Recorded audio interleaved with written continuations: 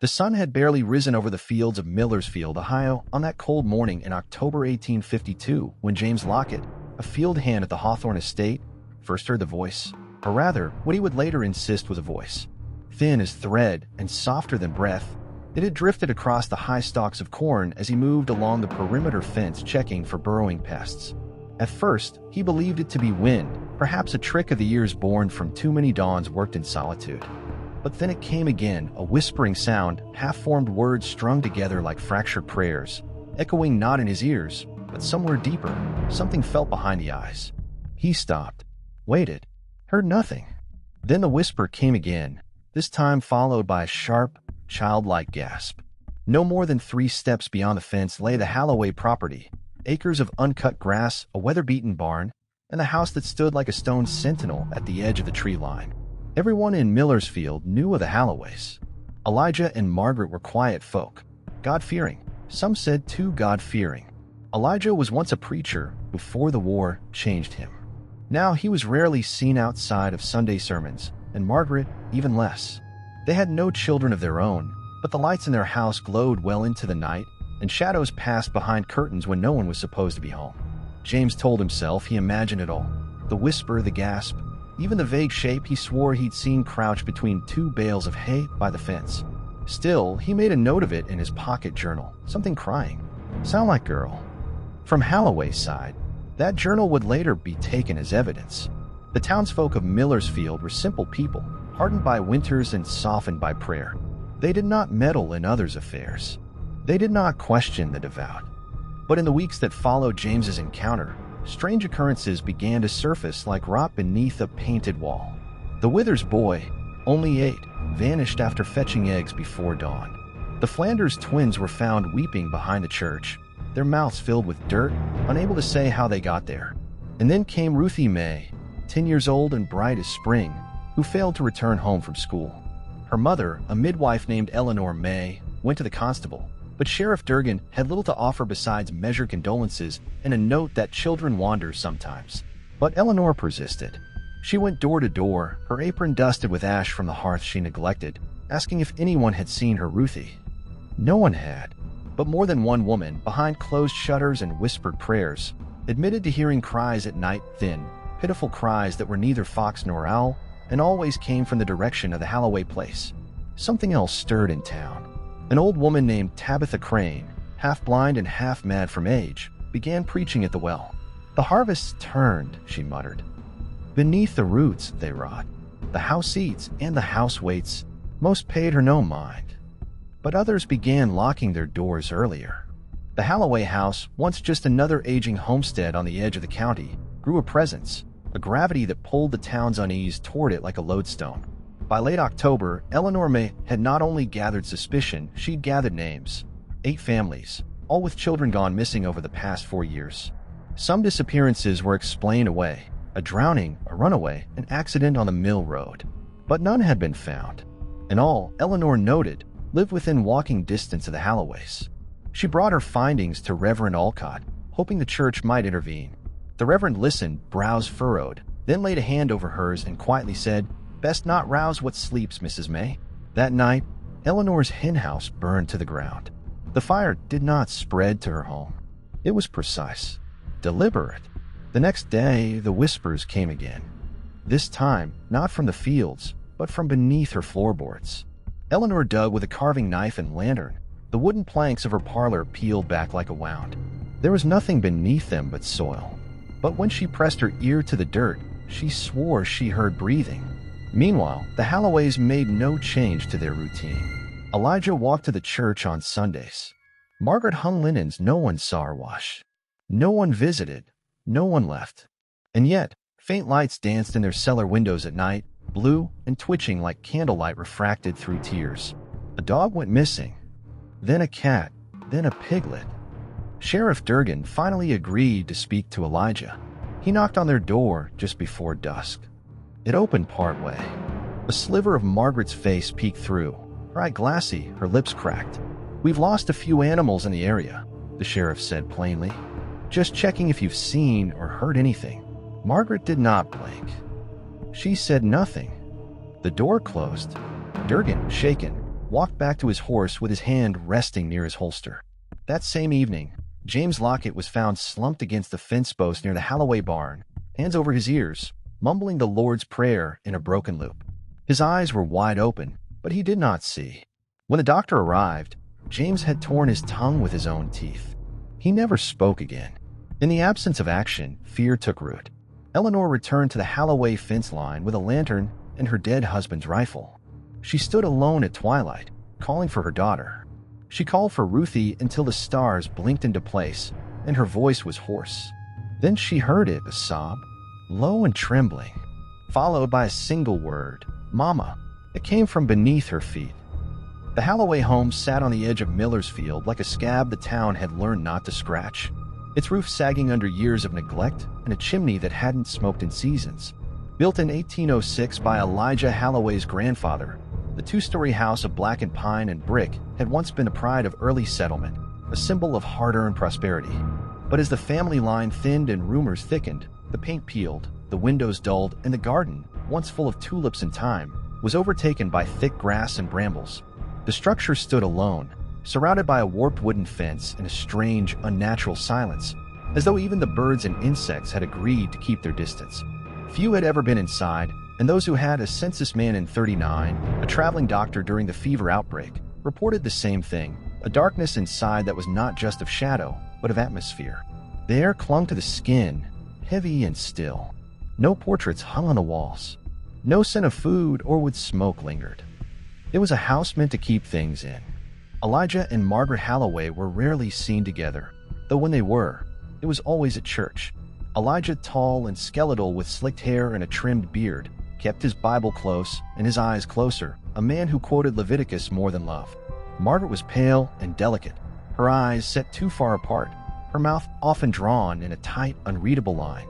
No one in town remembered them courting. No one could recall if they'd ever truly spoken aloud in public. Still, they were never accused of sin or scandal.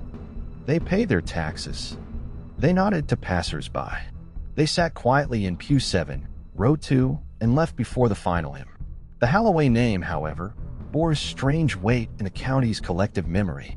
Elijah's father, Harold, had been a schoolteacher until a fire consumed the one-room schoolhouse in 1819. A fire started, locals claimed, after Harold locked the doors from the outside and walked away. No bodies were found, but neither were the children. Harold was declared insane, but no charges were filed. He vanished into the woods before authorities could escort him to the asylum. That part of the story, buried under decades of polite forgetting, returned now like mold under wallpaper. Then there was the land. Town records show the Halloway acreage had not changed hands in over 50 years, yet no deeds could be located at the county courthouse. Surveyors once hired to assess the property's lines returned with conflicting maps and broken compasses. One man, Henry Tobbins, left the field sobbing, convinced he had walked in circles though the terrain was flat and open. He quit his post a week later, moved east, and refused to speak of his final job. Within the town, whispers began to emerge, of strange lights on stormless nights, of faint cries heard through floorboards, of smells like sulfur and wet stone. A boy once dared to step onto the Halloway porch on Halloween. He returned with a deep gash along his forearm, claiming a metal hook had swung from nowhere. He was labeled a liar, but he never left his house again without sleeves, even in summer. In her kitchen, Eleanor May pored over her hand-drawn maps of disappearances and sightings. Every line, every dot pointed back to the Halloway home. Still, the sheriff would not act. No proof, he'd muttered, staring at his untouched coffee. You don't knock on doors in this county without proof. And so Eleanor watched. Each morning, she noted the movements, Elijah leaving at precisely 6 a.m., returning at 4:15 p.m. with nothing in his cart but burlap sacks. Margaret would hang laundry, though no one ever saw her collect it. Once, Eleanor saw her hang 17 identical white dresses in a row, each smaller than the last. When questioned by a passing peddler, Margaret only stared and said, "They don't like the dark." The peddler did not return the following season. No one spoke of it. In the rare moments when townsfolk ventured close, a cow wandered near the fence, a child lost a kite to the wind, the atmosphere changed. The temperature dropped, the wind stilled, and even the air seemed to resist breath. One child claimed to have seen a face staring from the attic window, a face too long and pale to be human, with eyes that shimmered like candle wax. His mother slapped him and told him never to speak nonsense again. That child wet the bed until his 12th birthday. Margaret Halloway, it was said, had once been a schoolteacher too, but no record of her employment existed. She was educated, precise in speech when she spoke at all, and often quoted scripture with eerie detachment. "Suffer the little children to come unto me." The townsfolk, in their unease, chalked it up to her peculiarities. After all, some women broke under the weight of an empty womb. Others turned their sadness into song or charity. Margaret simply grew quiet. Yet no one could explain the strange shadows that flickered behind the curtains at night, small figures, hunched or crawling, moving in patterns that suggested neither adult nor child. No one could explain the sounds, like chains dragging across floorboards or the metallic squeal of hinges echoing long after sunset. And no one could forget the smell that drifted from the cellar vents in the spring, metallic, sour old. Elijah had boarded the cellar doors from the outside, hammering each plank with ceremonial care. When asked about it, he smiled and said, "Some doors are not meant to be opened twice." It was not until James Lockett's breakdown and Eleanor's vigil at the fence that the town began to reconsider its silence. Whispers turned into questions. How many children had vanished now? 12? 14? Could they all have run away? Could they all have been accidents? A meeting was held in the back of the church. Reverend Alcott did not attend. Sheriff Durgan arrived late and left early. But Eleanor spoke, her voice flat and steady. "They are there," she said. "I heard my daughter's voice beneath the ground. I saw her dress hanging on the line. We cannot keep pretending this is weather or wolves or misfortune. The house is not a home. It is a cage. And they are still inside." Some wept. Others turned away. But none could shake her words. That night, 17 white dresses hung again on the line behind the Halloway house, dancing in the windless dark. And from beneath the soil, something whispered back. Constable Emery Wilkes had served Millersfield for 19 years with little more than livestock disputes and drunken scuffles to his name. But in the fall of 1852, he found himself at the center of something so tangled, so deeply unsettling, it made his hands tremble when he wrote his reports. It began with a box. A wooden crate marked Census 1840 to 1850, tucked in the dusty archives beneath the town hall. Eleanor May had requested access after finding resistance from the sheriff's office, and Wilkes, seeing the woman's anguish and driven by his own quiet suspicions, let her in after hours. She lit a lantern, adjusted her shawl, and pulled volumes from the shelf. Wilkes expected her to find gaps. People miscounted, names lost to poor ink or memory. What she uncovered was worse. Eleanor began to cross-reference names from missing persons notices, old school records, and church attendance rolls, starting with her daughter Ruthie, then moving backward in time. The pattern came slowly at first.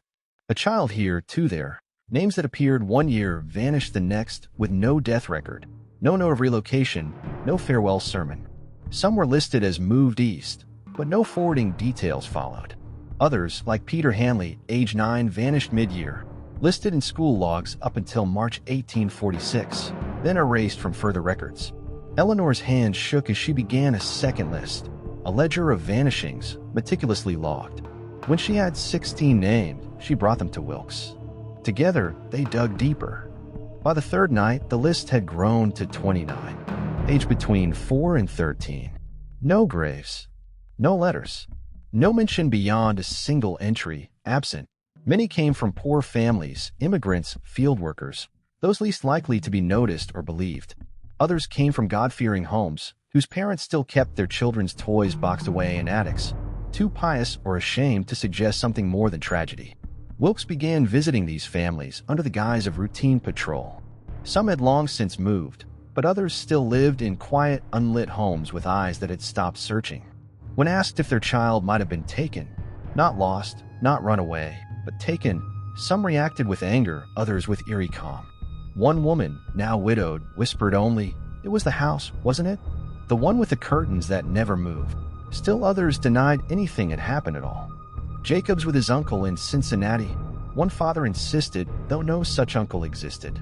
Wilkes left that house sick to his stomach. Eleanor, meanwhile, created a map with pins, each child's home marked with red threads stretched in lines that converged like spokes on a wheel. At the center sat the Halloway homestead. But it was not enough to accuse. Millersfield was a town of tradition, of deference. The Halloways held sway in strange ways. Elijah had performed weddings, signed land documents, even led prayer vigils after the flood of 45. To accuse him now would require more than names and rumors. It would require proof. So Wilkes turned to records, town ledgers, property transfers, school logs, hospital admissions.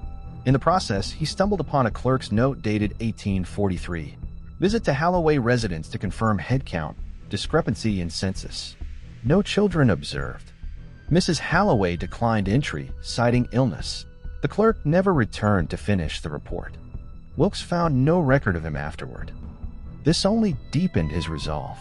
He filed an internal request for assistance from the county constabulary, citing accumulating irregularities and potential foul play. The request was denied. Sheriff Durgan, now aware of Wilkes's inquiries, summoned him privately and warned him against poking holes in the fabric of community.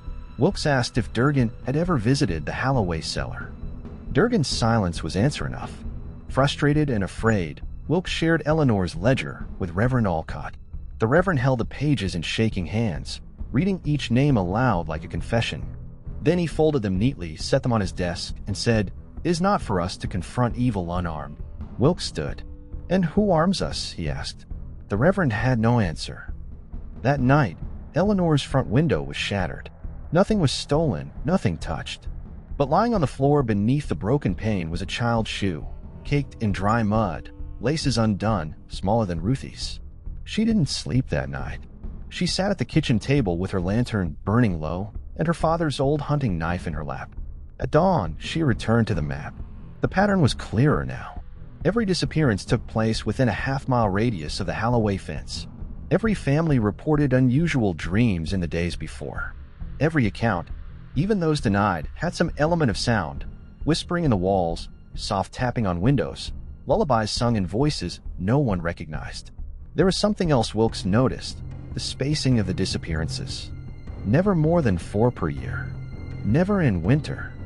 Always spaced by weeks, as though it were planned, as though it followed a cycle. The last entry, Ruthie's, had broken the pattern. She had vanished in September. The next, if the rhythm continued, would happen before November's end. That left them 3 weeks. Wilkes drafted a formal notice of investigation. He signed it, folded it into an envelope, and rode to the county office in Sandusky. It was never delivered.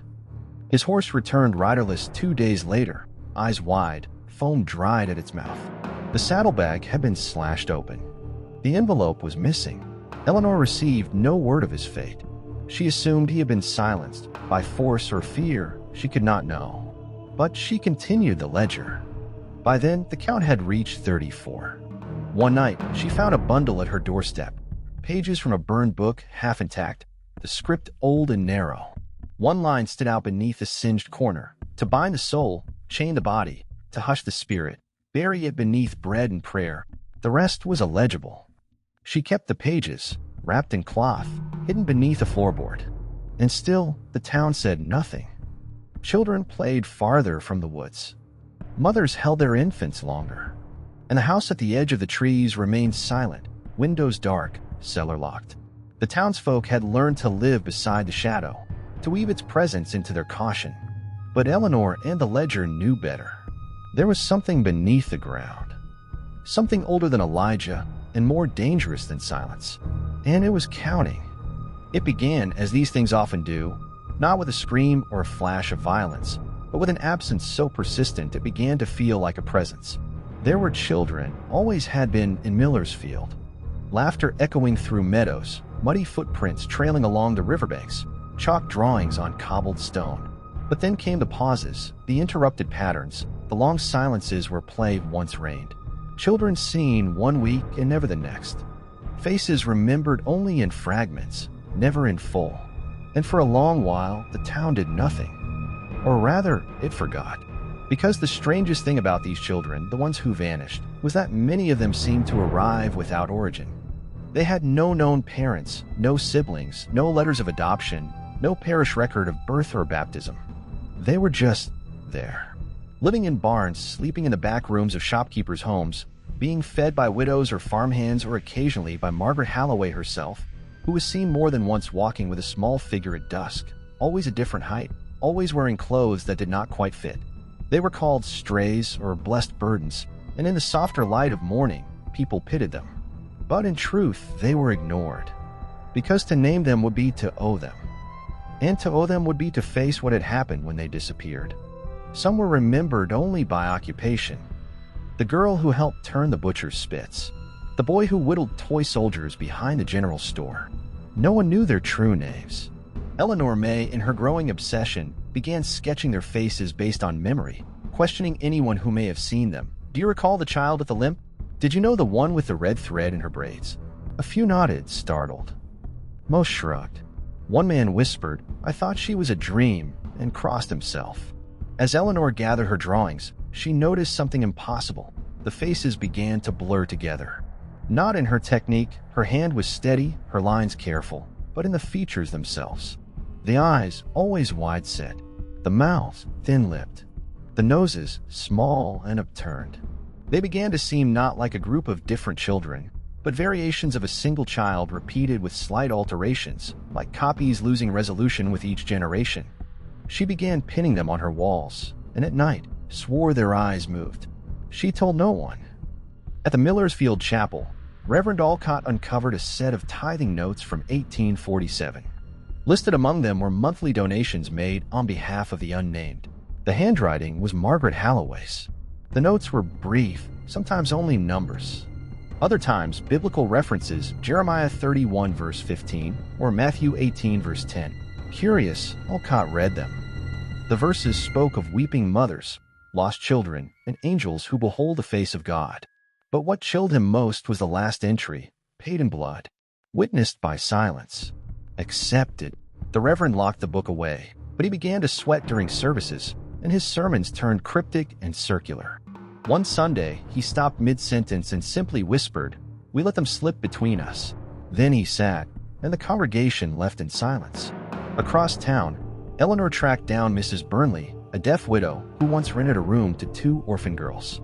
When questioned, the woman stared long and hard before scribbling a note. They did not eat. They did not age. One night they opened their mouths and sang the same song in different voices. Eleanor asked what the song was. Mrs. Burnley refused to say. She instead handed over a box.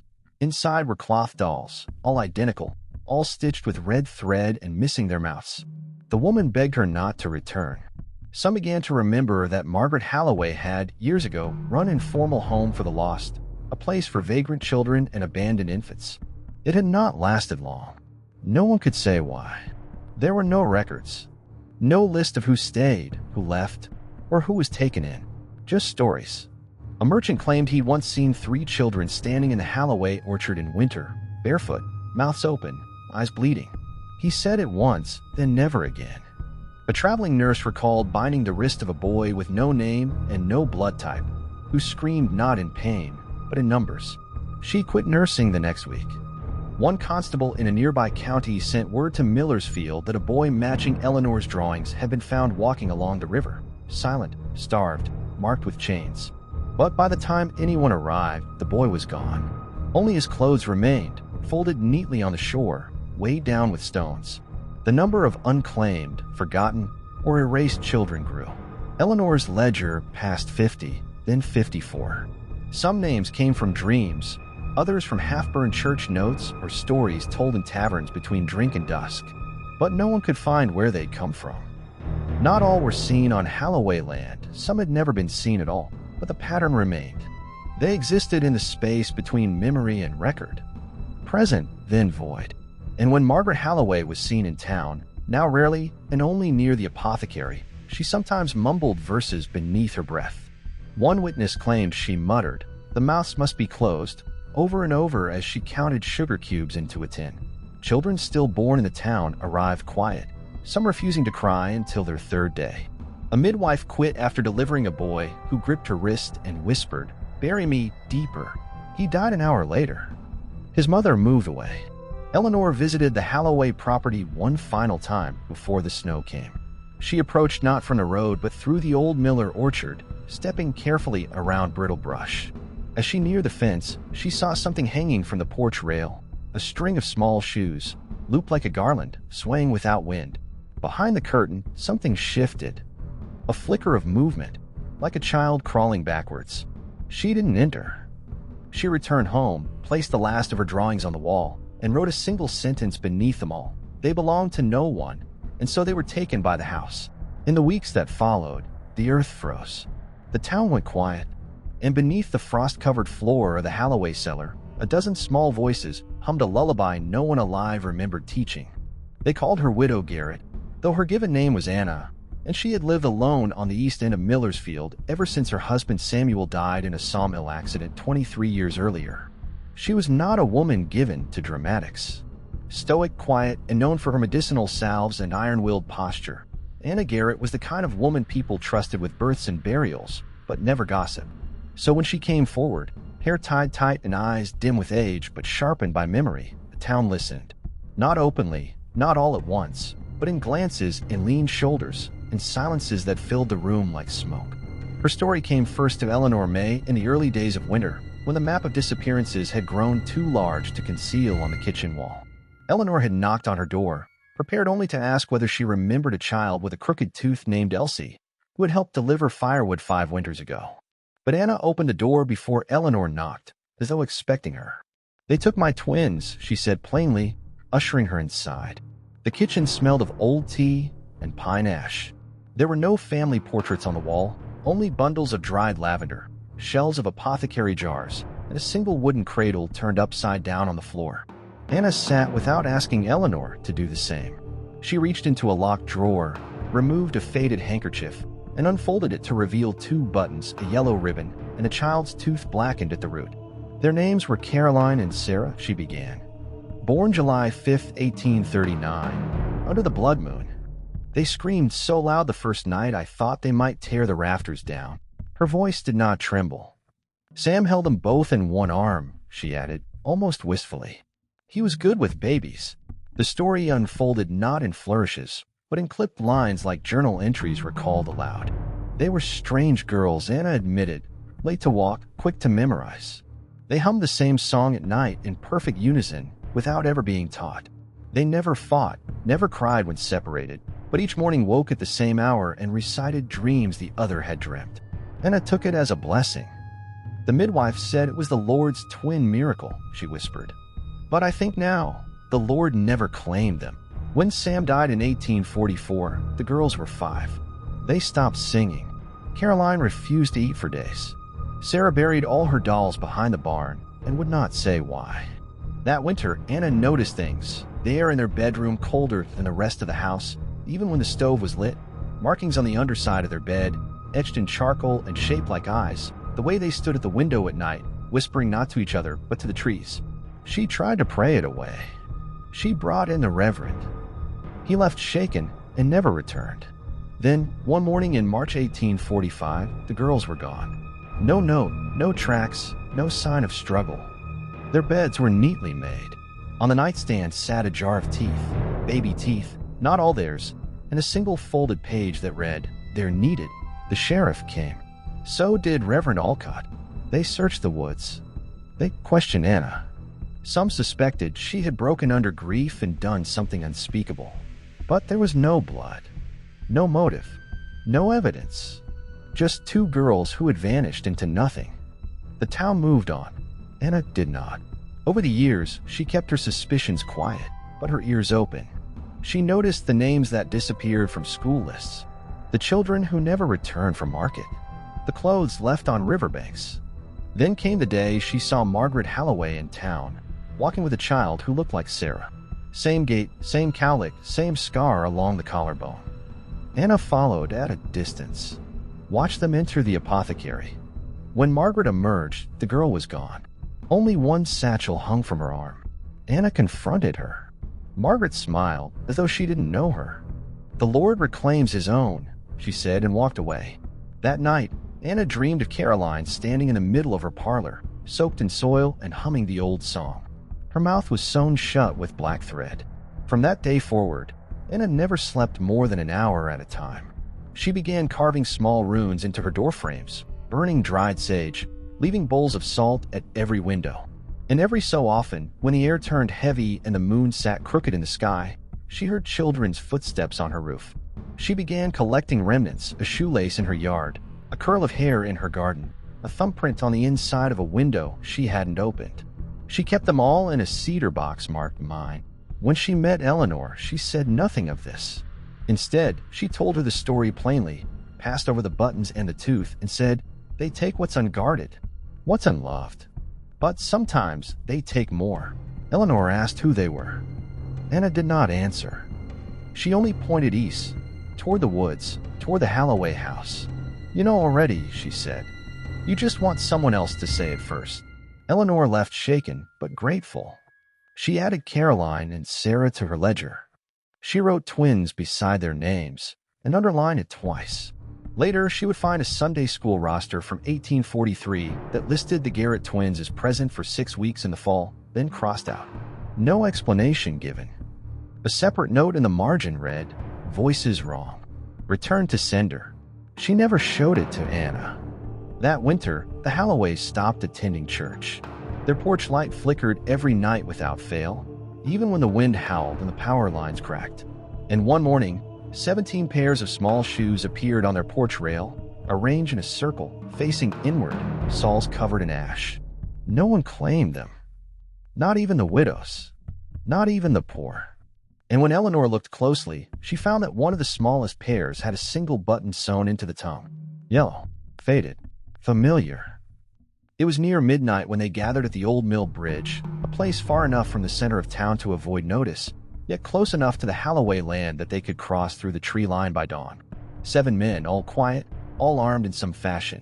Rifles, lanterns, blades dulled from disuse, and one woman, Eleanor May, the widow with the ledger, her hands calloused from digging both through records and soil.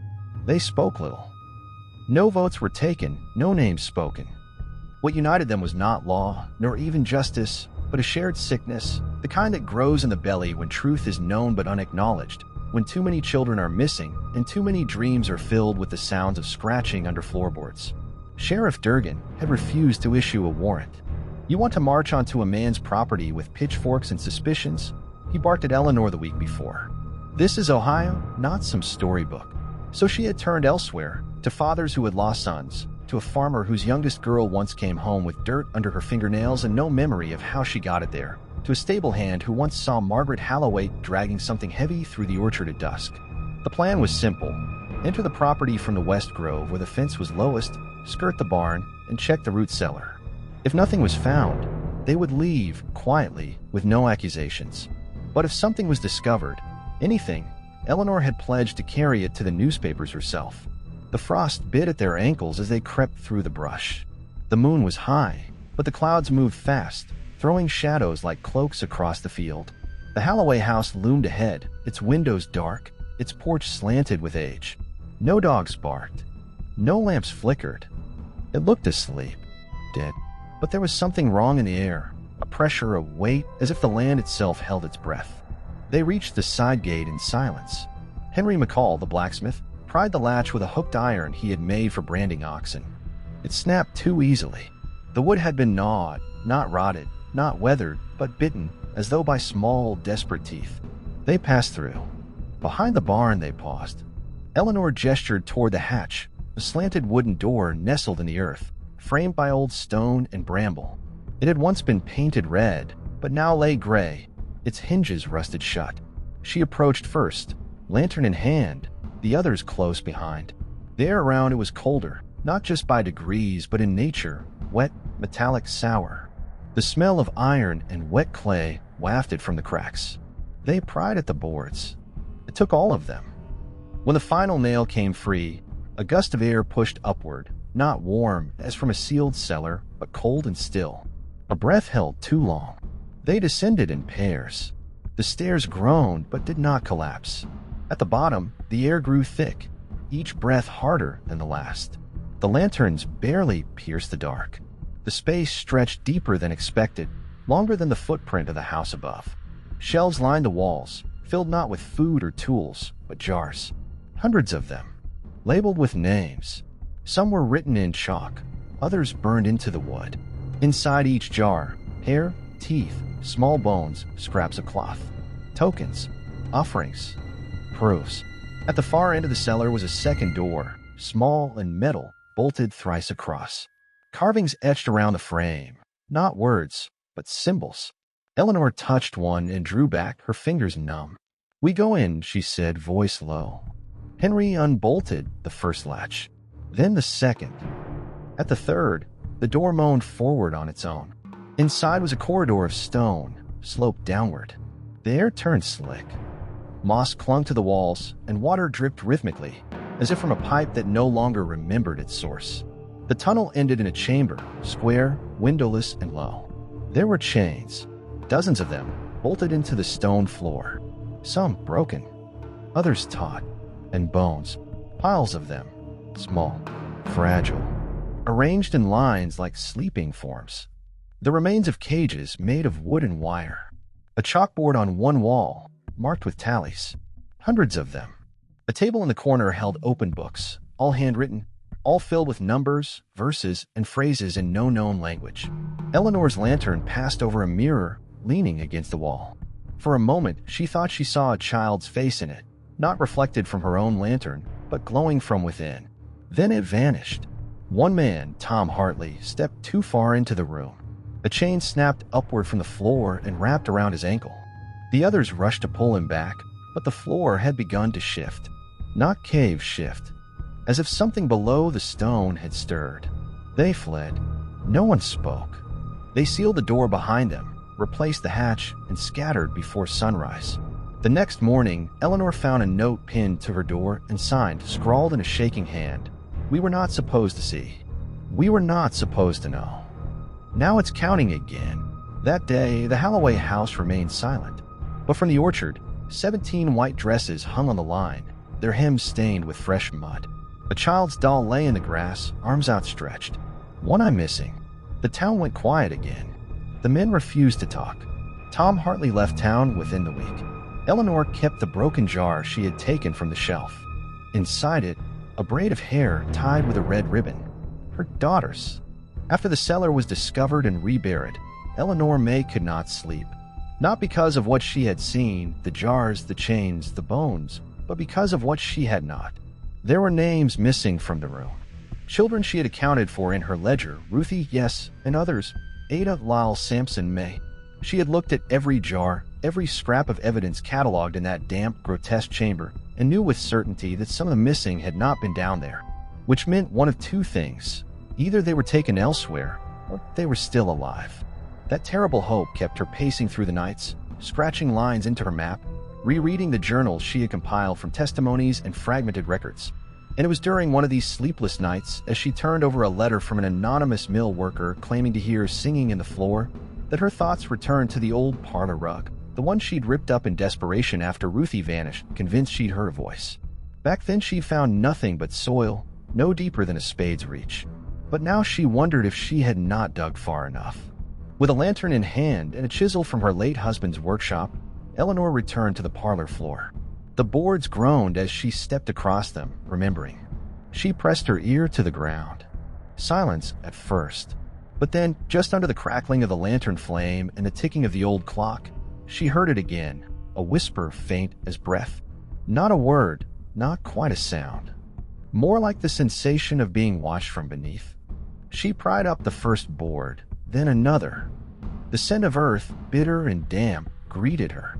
She dug slowly this time, clearing layer after layer with a hand trowel, brushing away silt and pebbles. Then her fingers struck something hard. Not stone. A flat, circular piece embedded several feet below the floor. It was smooth, with markings etched faintly into its surface, a spiral, and 7 dots forming a star. Eleanor's breath caught. This was not a natural formation. It was a lid. She scraped around the edges until she found a notch, wedged the chisel in, and pried it open. Beneath the lid, darkness. A shaft leading straight down, too narrow for a grown person, but just wide enough for a child. The walls of the shaft were lined with slate and old brick. A rotted rope hung from a rusted hook, frayed and brittle. She lowered the lantern. For a long time, she saw nothing. Then movement, a flutter of cloth, or maybe shadow. Then a face, pale, watching. Gone in a blank. Eleanor recoiled, heart pounding. She covered the hole, replaced the boards, but marked the location with chalk and X surrounded by a circle. The next day, she visited Widow Garrett, who let her in without a word. Together, they returned to the house. Garrett said nothing as Eleanor showed her the hatch. Instead, she lit her own lantern and stepped onto the floorboards. "There's more than one," she whispered. "I've felt them. Under houses. Under barns. They built tunnels like roots. That night, they dug together." Beneath the parlor shaft was not just a drop, it was a passage. A tight, spiraling descent that led to another room. This one smaller, no more than 6 feet wide, the walls etched with symbols that pulsed faintly under the lantern's glow. In the center was a bed. Not a real bed, a slab of stone covered in straw and children's clothes. Dozens of them, folded neatly, stacked with ritualistic care. Nearby, a bowl of teeth. Eleanor fell to her knees, sobbing.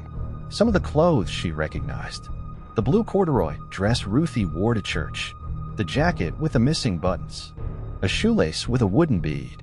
Widow Garrett moved slowly, methodically, collecting each item in a burlap sack. "This is a feeding chamber," she said. "They lay them here, let the stone take their names. Once forgotten, they change." Eleanor stared at her. "What do you mean, they change?" Garrett hesitated. "They're not just taken. They're rewritten. Bent into silence. Into something useful." On the walls were writings, pages nailed into the stone, weathered but legible. One read, "The tongue must be bound before the memory. The name erased before the flesh. Otherwise they return." Another, "Let them hum, but not sing." At the far corner of the room was a small, grated tunnel. From it came a sound, rhythmic, wet, deliberate. Drip, drip, like footsteps from far away. They left before it reached them. Back in the house, Eleanor scrubbed her hands raw. That night, her dreams were filled with stone corridors and humming voices. Not words. Just the sound of a lullaby lost to time. The next morning, she brought a constable, not Durgan, but a young man from the next county, barely 20, who had once written her a kind letter after reading her article in the Sandusky Gazette. His name was Porter, and he came with an open mind. They showed him the hatch. They descended together. But when they reached the chamber again, it had changed. The stone bed was gone. The walls were smooth. The writings erased. No clothes. No bowl. No scent. Only dust. Porter turned to them, skeptical. "You brought me to a hole in your floor," he said. Eleanor was speechless. Widow Garrett said only, "It moved." Later, in her journal, Eleanor wrote, "The house knows. It rearranges itself. It listens." She began checking under every board in her home, every loose tile, every crawl space. She found nothing, and yet the humming returned each night. Beneath the floorboards, something remained. Something that had once been children. Now waiting, listening, learning how to climb. The official raid came 2 weeks after the unauthorized search, when pressure from outside towns, led by Eleanor's and signed articles in the Sandusky Gazette, forced Sheriff Durgan's hand. A formal request for inspection was filed under the guise of a property code violation, but everyone involved knew better. The town watched with breath held and shutters drawn as a dozen officers, along with 2 county officials, approached the Halloway house at dawn, their boots thick with frost and their eyes cast low. Elijah and Margaret did not resist. They did not flee, did not speak, did not even move when the men stepped onto their porch and knocked. The door opened before they could raise a hand. Margaret stood in the doorway in a pale gray dress, her eyes glassy, hands folded at her waist. Behind her, Elijah sat in his armchair by the hearth, eyes closed, lips moving faintly in prayer or repetition. "We'll need to search the premises," the sheriff said. Margaret nodded once and stepped aside. They swept the house room by room, finding little more than what had always been there. Bare walls, empty furniture, the quiet rot of neglect. There were no personal effects, no photographs, no mirrors. The kitchen contained no food, just jars of ash labeled with symbols no one could translate. Upstairs, the bedrooms were stripped bare. One room, windowless, lined with iron nails, contained nothing but an empty cradle and a single red ribbon nailed to the wall. It was only when they reached the cellar again that things began to shift. The latch that once held firm was now loose. The door opened without a sound. The air was thick and sour, filled with a smell that none of the officers could name but all instinctively hated. The staircase had changed. Where before it had been wooden, now it was stone, and it twisted downward longer than physics should allow. Lanterns flickered as they descended. At the bottom, they found the chamber, not the one from the unauthorized search, but another. This one was larger, deeper, its walls black with soot or mold, and in it were the children. 47 of them. Naked, chained, silent. Their eyes did not react to light. Their mouths did not open. Each one sat cross-legged on the cold stone floor, their wrists bound by iron bands fixed to the ground. The chains allowed for only the slightest movement, enough to rock, to sway, touch. And that was all they did. No crying, no speaking, not even blinking at first. Some were clearly years apart in age, toddlers beside adolescents, yet all shared the same expression, vacant, dreamless, ancient. The officers stood frozen for nearly a full minute before someone moved. A young deputy dropped his lantern and vomited into his hands. Another fell to his knees, whispering, "They're alive! They're alive!" Eleanor was not allowed to enter, but she stood at the cellar's threshold, tears streaking her cheeks as names from her ledger floated unbidden to her lips. "Ruthie," she called. "Ruthie, are you there?" No child turned. No child stirred. One of the officials, a doctor, approached a boy near the center of the room, perhaps 10 years old, thin to the bone. The boy's skin bore marks, shallow cuts in ritualistic patterns, faded bruises in the shape of fingers, burn scars along the spine. When the doctor knelt to touch his arm, the boy recoiled without sound, mouth opening slightly, only to reveal the inside had been sewn closed with dark, crude thread. Nearly all of them were like this. Muzzles not of leather or cloth, but of flesh and needle. Over time, their silence had become structural. The chains themselves were embedded into the floor, custom-fitted to each child's limb. The bolts rusted shut, the links black with age. One officer attempted to cut through with a hacksaw, but the sound alone sent every child into a slow, synchronized rocking, their chests rising and falling in a rhythm that had no emotion, no urgency, as though they had been taught or bred to endure pain as ceremony. Elijah was escorted into the room, but he did not react. His face remained placid, eyes cast downward, lips still whispering some inaudible scripture. When pressed, he only said, "They are his flock. We are only keepers of the gate." Margaret followed soon after. When she saw the children, she smiled, not kindly, but with something that might have once resembled pride. "We kept them safe," she said. "We preserved the voice. The world will burn, but they will remain." Her voice cracked, not with grief, but with awe. He speaks through them now. The silence is his language. The children were carried out one by one. Some resisted without words, limbs flailing in near-mechanical patterns, as though the movements had been rehearsed. Others remained limp, blinking only once every few minutes. Outside, the town had gathered, hushed and breathless. Mothers sobbed as boys and girls were lifted onto stretchers, unsure whether they were seeing their own lost children or the phantoms of another mother's grief.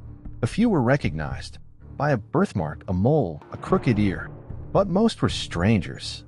And yet Eleanor swore they were all familiar, not by name, not by memory, but by something older, a feeling, as though she had known them in a dream long before they were ever taken.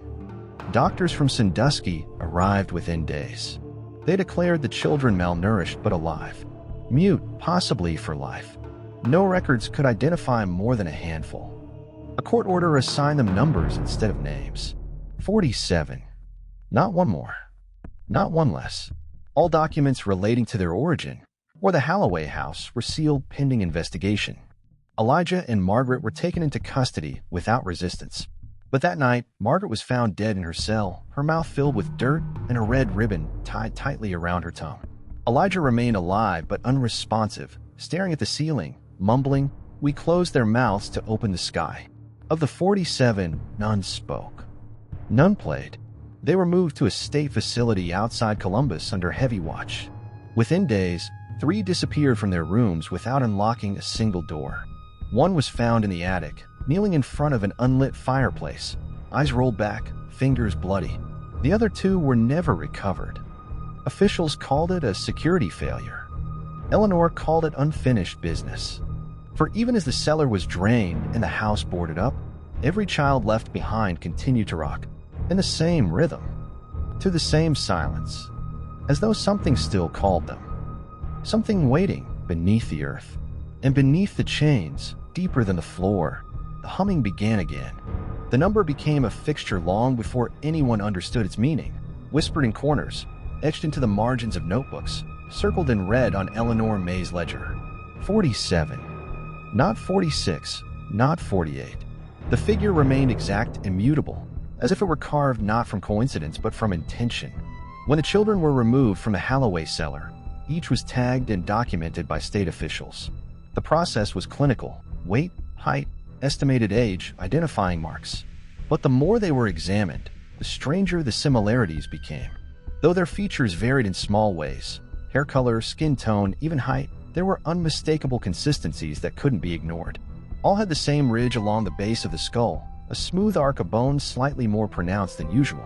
All had molars that had not yet erupted, regardless of age.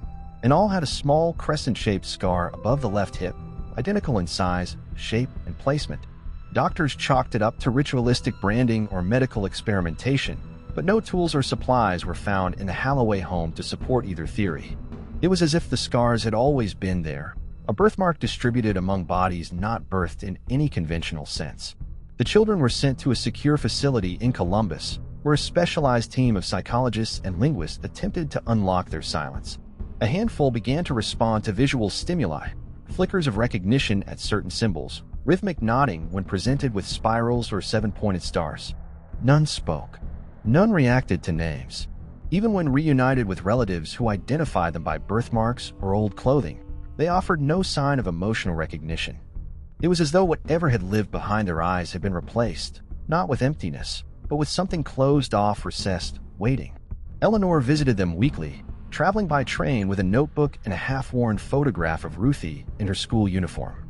Each time, she sat across from the glass partition and waited.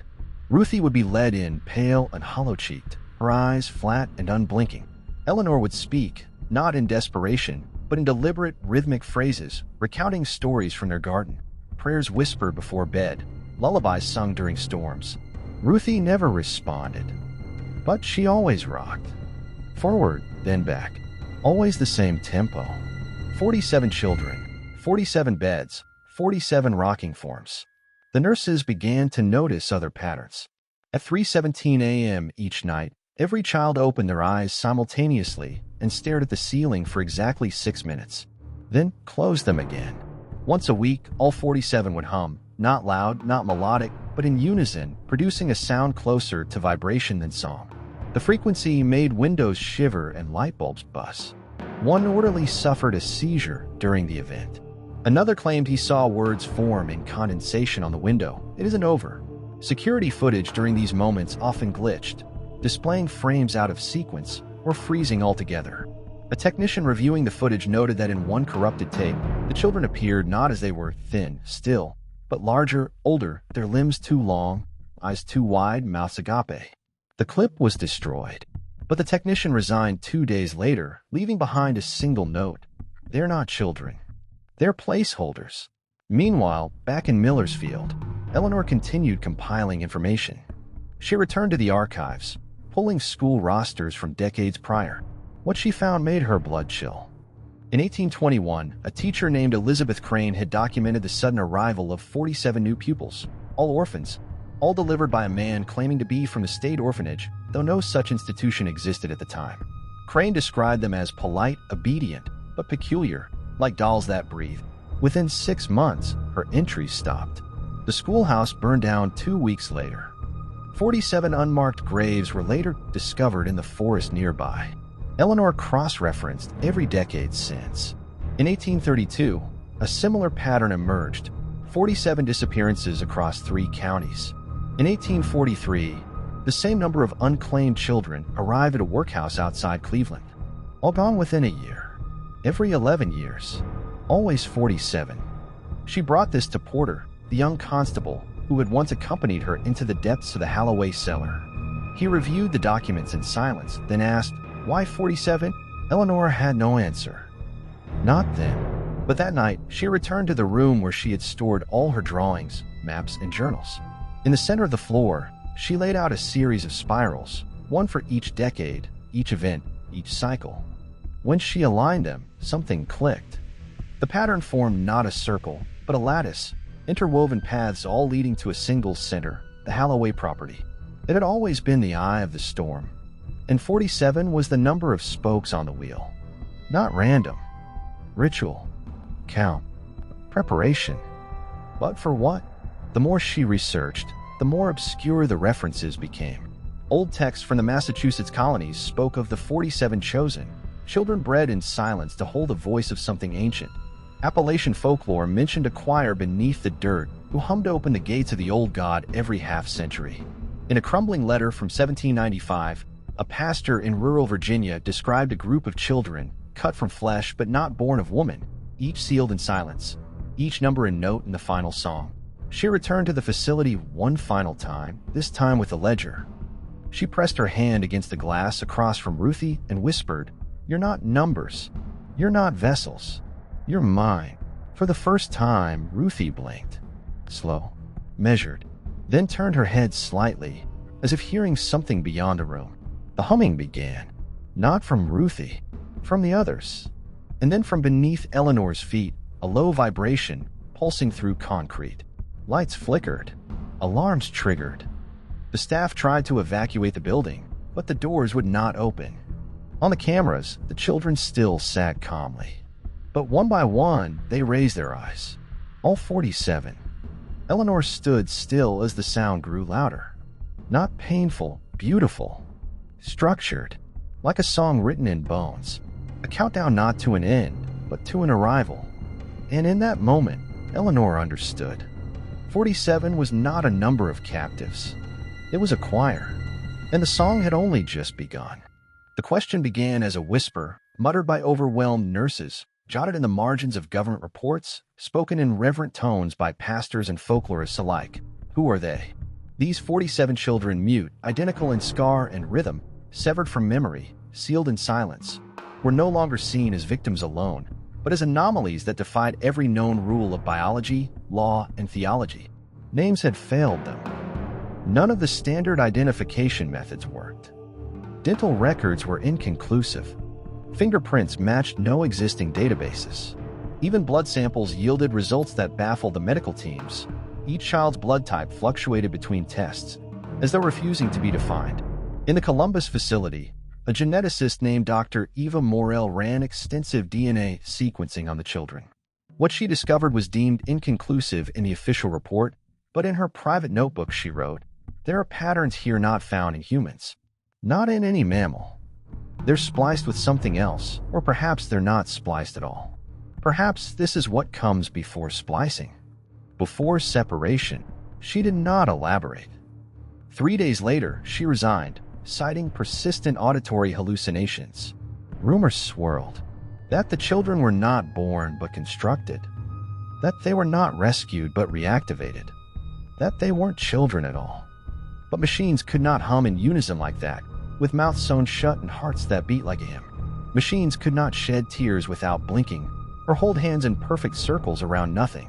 Investigators scoured historical records from across the eastern United States, tracking strange clusters of orphan children, anomalous school reports, and vanishings without context. Always the same, a pulse of disappearances followed by a sudden, inexplicable appearance of children no one remembered birthing, yet somehow believed belonged. In 1803, a Boston orphanage recorded the arrival of 47 silent wards delivered by an unnamed woman in a carriage with no horses. In 1770, a shipping manifest from the Chesapeake region logged 47 crates labeled educational cargo, each containing only a child's name written on parchment. All records ended with fire or flood, each anomaly erased by disaster. But even in the erasure, patterns survived. And always, always, the number 47. In Millersfield, Eleanor May continued her research, her sleep now limited to brief naps interrupted by dreams of tunnels and voices without mouths. She began to believe the children were not born of flesh, but of place, summoned by ritual or rhythm, coaxed from beneath the earth by families like the Halloways, who were not originators but stewards, keepers. Each child, she suspected, was a vessel designed to contain something. Not a demon, not a ghost, but a frequency. A language older than language. A sound that could shape thought and fracture memory. The Halloways had not created them. They had only collected, protected, prepared. But why? Why the secrecy, the chains, the silence? Why feed them pain and ash? And why had none of them, not a single one, aged a day since their discovery? A pediatric specialist at the facility, Dr. Julian Reyes, submitted a memo noting that metabolic activity in the children is unnaturally consistent. No cell degradation. No hormonal fluctuation. No growth patterns. As though time has stalled, his notes were redacted in the public file. But when questioned off-record, he admitted to Eleanor, they're not frozen. They're waiting. A few months after their removal, a peculiar change occurred. Each child began to produce drawings during occupational therapy. Despite their prior unresponsiveness to creative tasks, all 47 began sketching simultaneously. Always spirals, always in sets of 7, always in red crayon. When denied red, they refused to draw. When observed, they drew faster. The spirals were examined by mathematicians, cryptographers, even musicologists.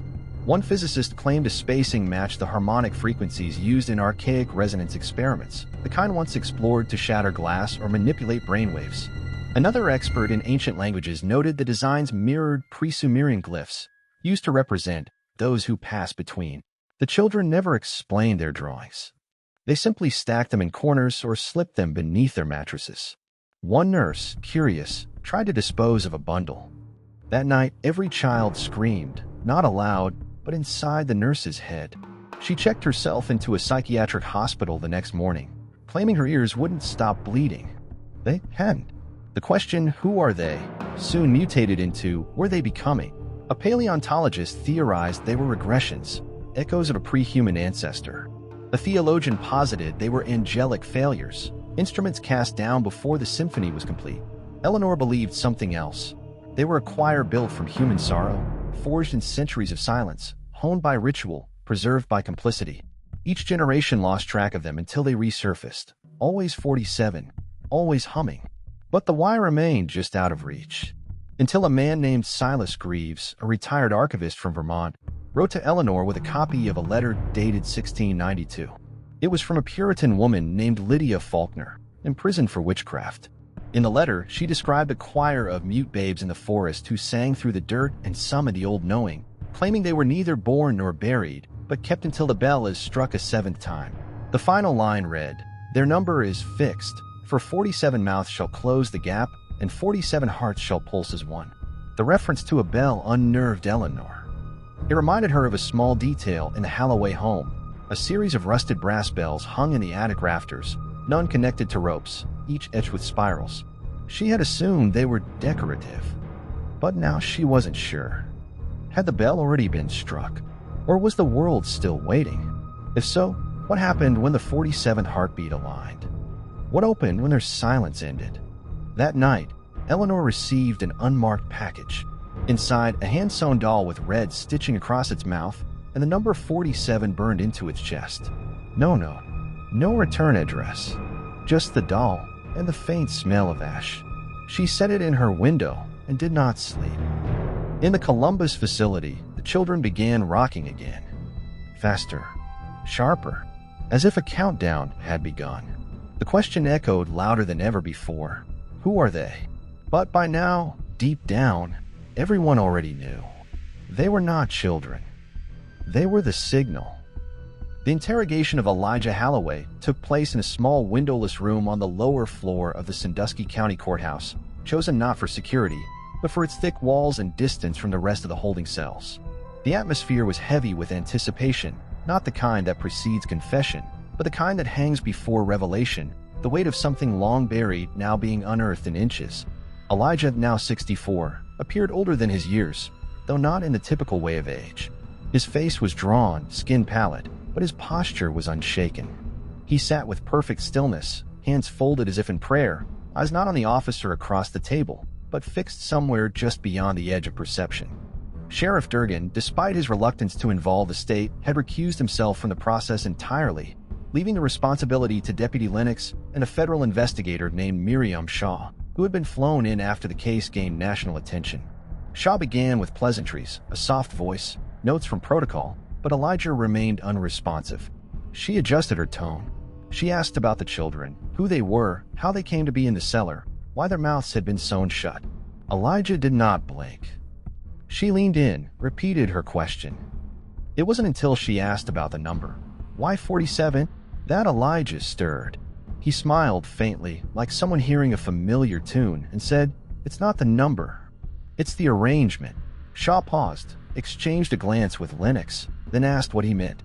47, he said again, as if tasting the syllables. It's not about who. It's about where. Each child is a rung. Together, they make a ladder. Downward. When pressed further, Elijah's answers became more fragmented, bordering on poetic. The flesh binds the sound. The hum draws him closer. The silence is a womb. Shaw asked who he was. Elijah looked at her then, directly, and said, "The original mouth." The words were enough to make the room fall still. Shaw, to her credit, didn't flinch. You kept children in chains. You mutilated them. You silenced them. Why? Elijah's smile faded. We didn't mutilate. We prepared. The flesh must not speak before it learns to listen. That is the first rule. The rule given to Enoch. The rule we follow.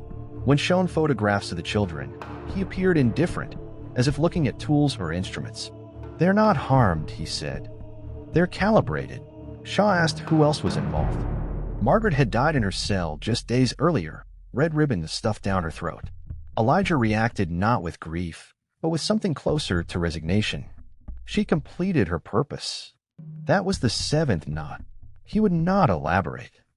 He would not speak about his father, or the journals found in the attic, or the strange ledger buried behind the barn. Pages filled with symbols, harvest dates, and rows of children's names, some crossed out, some marked with spirals. Instead, he repeated phrases over and over, always in sets of 7. The soil must not forget. The child must not remember. The mouth must not move. The bell must not ring. The song must not rise. The root must not split. The gate must not open. Shaw pushed further, abandoning formality. She asked where the children came from. Were they stolen? Were they born there? Elijah grew quiet, then leaned forward. They are found. They fall into the cracks, between names, between homes. The forgotten ones. The unfiled. We listen for them. And we bring them in. And what then? She asked. You chain them. You bury them. Elijah shook his head slowly. We teach them to forget. We quiet their chaos. The world above is noise. But below there is order. There is rhythm. When Shaw asked what they were being prepared for, Elijah only said, to sing without sound, to call him up. Him, she repeated. The original mouth? Elijah nodded. Before scripture, before speech, there was the deep word. The world was shaped by resonance. He speaks it. Through them. When the count is true. And what happens then? She asked. Elijah's eyes drifted upward, pupils dilating. The world listens back. Deputy Lennox ended the session prematurely, claiming Elijah's responses were nonsensical, but Shaw disagreed. He's not mad, she said later. He's rehearsed. Over the following days, Elijah remained silent. He refused food but remained physically stable. When doctors ran tests, they noted his heartbeat had dropped to an unnatural 32 beats per minute, yet he remained fully conscious. His skin began to gray, not in illness, but in hue, as though losing pigment or reflecting some internal withdrawal. A nurse who administered a sedative claimed Elijah hummed in his sleep, the same note repeated endlessly, low and constant, vibrating the glass of his 4 monitor. Later, when the recording was analyzed, it was discovered the frequency matched a resonance used in geological sonar, the kind employed to detect caverns or voids beneath rock. The implication was chilling. Eleanor, upon hearing of this, insisted on seeing him. The authorities allowed it under observation. She entered the room with her notebook and sat across from him. Elijah did not speak. She held up Ruthie's photograph. Why her? She asked. No answer. Why any of them? His eyes flicked toward her. Because they were unheld, he said. They were loose in the world. Untethered. That's the only way the mouth finds them. It needs children no one is listening for. It needs silence it can fill. She trembled. Then you filled them with chains? With shape, he corrected. With pattern. They're not prisons. They're courts. Eleanor stood, barely holding herself upright. They are not courts. They are children. Elijah closed his eyes. Not anymore. As she left, he whispered something so soft it barely reached her. 47 are here, but the 48th is on her way. That line was entered into the official record, but no one knew what it meant. Not yet. A week later, Elijah Halloway was found dead in his cell. Not from suicide. Not from illness. He had simply stopped. No trauma. No marks. His body had stiffened mid-kneel, hands clasped, face lifted toward the vent as if listening. When the coroner examined him, they found his vocal cords completely dissolved, his tongue shriveled like paper. Yet the skin inside his mouth was untouched, clean, white, as if it had never been used. Beneath his tongue was a single red thread, coiled, knotted 7 times. They found the journal hidden beneath a false bottom in Margaret Halloway's wardrobe, buried under decades of linen and a layer of cedar shavings that had not been disturbed in years. It was bound in soft gray leather, worn at the edges, and smelled faintly of old smoke and pressed flowers. There was no title, no author's name, only a symbol etched onto the cover, a spiral composed of 7 loops, enclosed in a circle of thorns. The pages inside were handwritten in a narrow, meticulous script, ink faded in places, though legible throughout. Investigators expected a diary, a ledger of madness, perhaps a record of crimes. What they found was something else entirely, not a confession, not an apology, but a doctrine. Margaret's journal was not chronological. The entries looped and circled, repeating phrases and symbols, returning again and again to certain words, silence, structure, song, root, and mouth. There were passages that read like sermons, others like recipes, and some that resembled musical notation, but distorted, as if meant to be read in rhythm rather than melody. The earliest entry, dated simply autumn, began, "My mother taught me to listen for the hum beneath the fields. Before I could read, before I could count, I knew the rhythm of the dirt. She called it the undersong. She said it has always been with us, a memory of the world before the fall." The entries continued with increasing density, building a mythology in fragments. Margaret described her childhood in a home where walls whispered, where prayers were sung in reverse, and where certain dolls were never to be looked at after dusk. She spoke of the gentlemen, a nameless group who visited once a year bearing sealed jars and bundles wrapped in burlap, never speaking, always bowing before her mother. They brought things, hair, teeth, names written in bone dust, and in exchange received nothing visible, only the closing of a cellar door. "There is a threshold," Margaret wrote. "Beneath it waits the old listener. He does not enter. He must be invited with care, with pattern, with sacrifice." Later entries revealed her marriage to Elijah, not as romance but arrangement. She referred to it as the second pairing, implying others before. Elijah was chosen, not for love, but for stillness. Still men do not tremble when the mouth speaks. Her tone remained detached, almost clinical, as she detailed the construction of the first cellar, measured to his width, and the gathering of the early children. They came like windfall, forgotten, slipped between the cracks. We offered only those the world had misplaced. She spoke not of abduction, but of curation, of gathering the unanchored. "A child not named is a note not played," she wrote. "We tuned them to the frequency of his longing." There were diagrams, concentric circles labeled with birth dates, weather patterns, astrological alignments. Each child's placement in the chamber was chosen with deliberation. Each chain was described not as a restraint, but as a tether of resonance.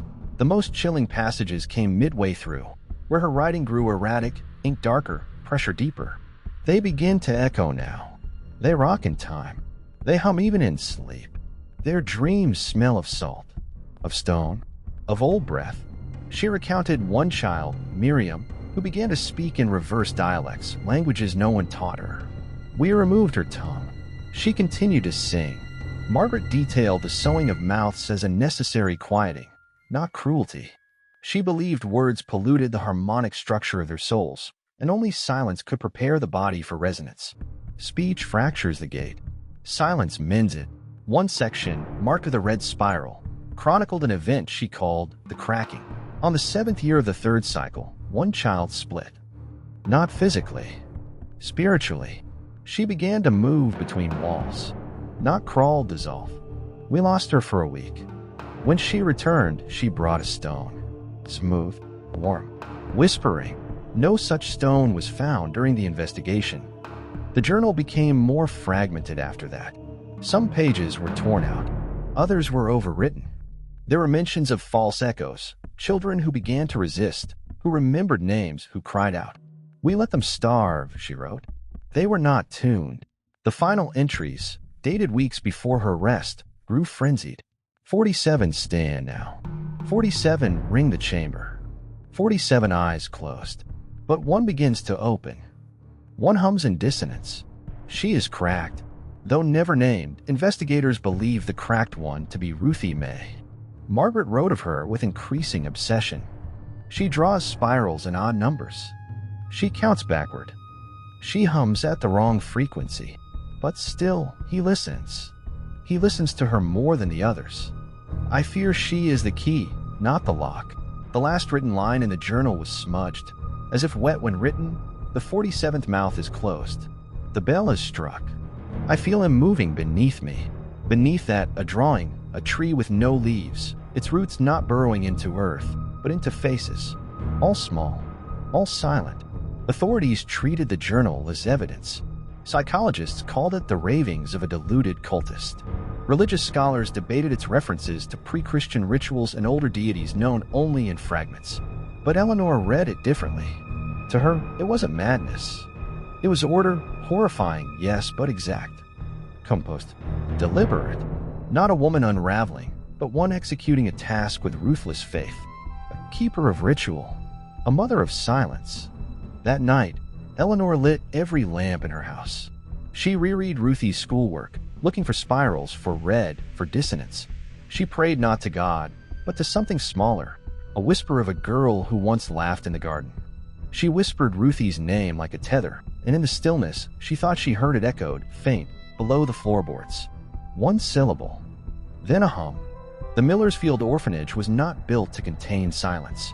It was a converted estate, once the pride of the Dunwell family, its wide halls and high windows meant for laughter, the kind that echoed over polished floors and drifted out towards sunlit gardens.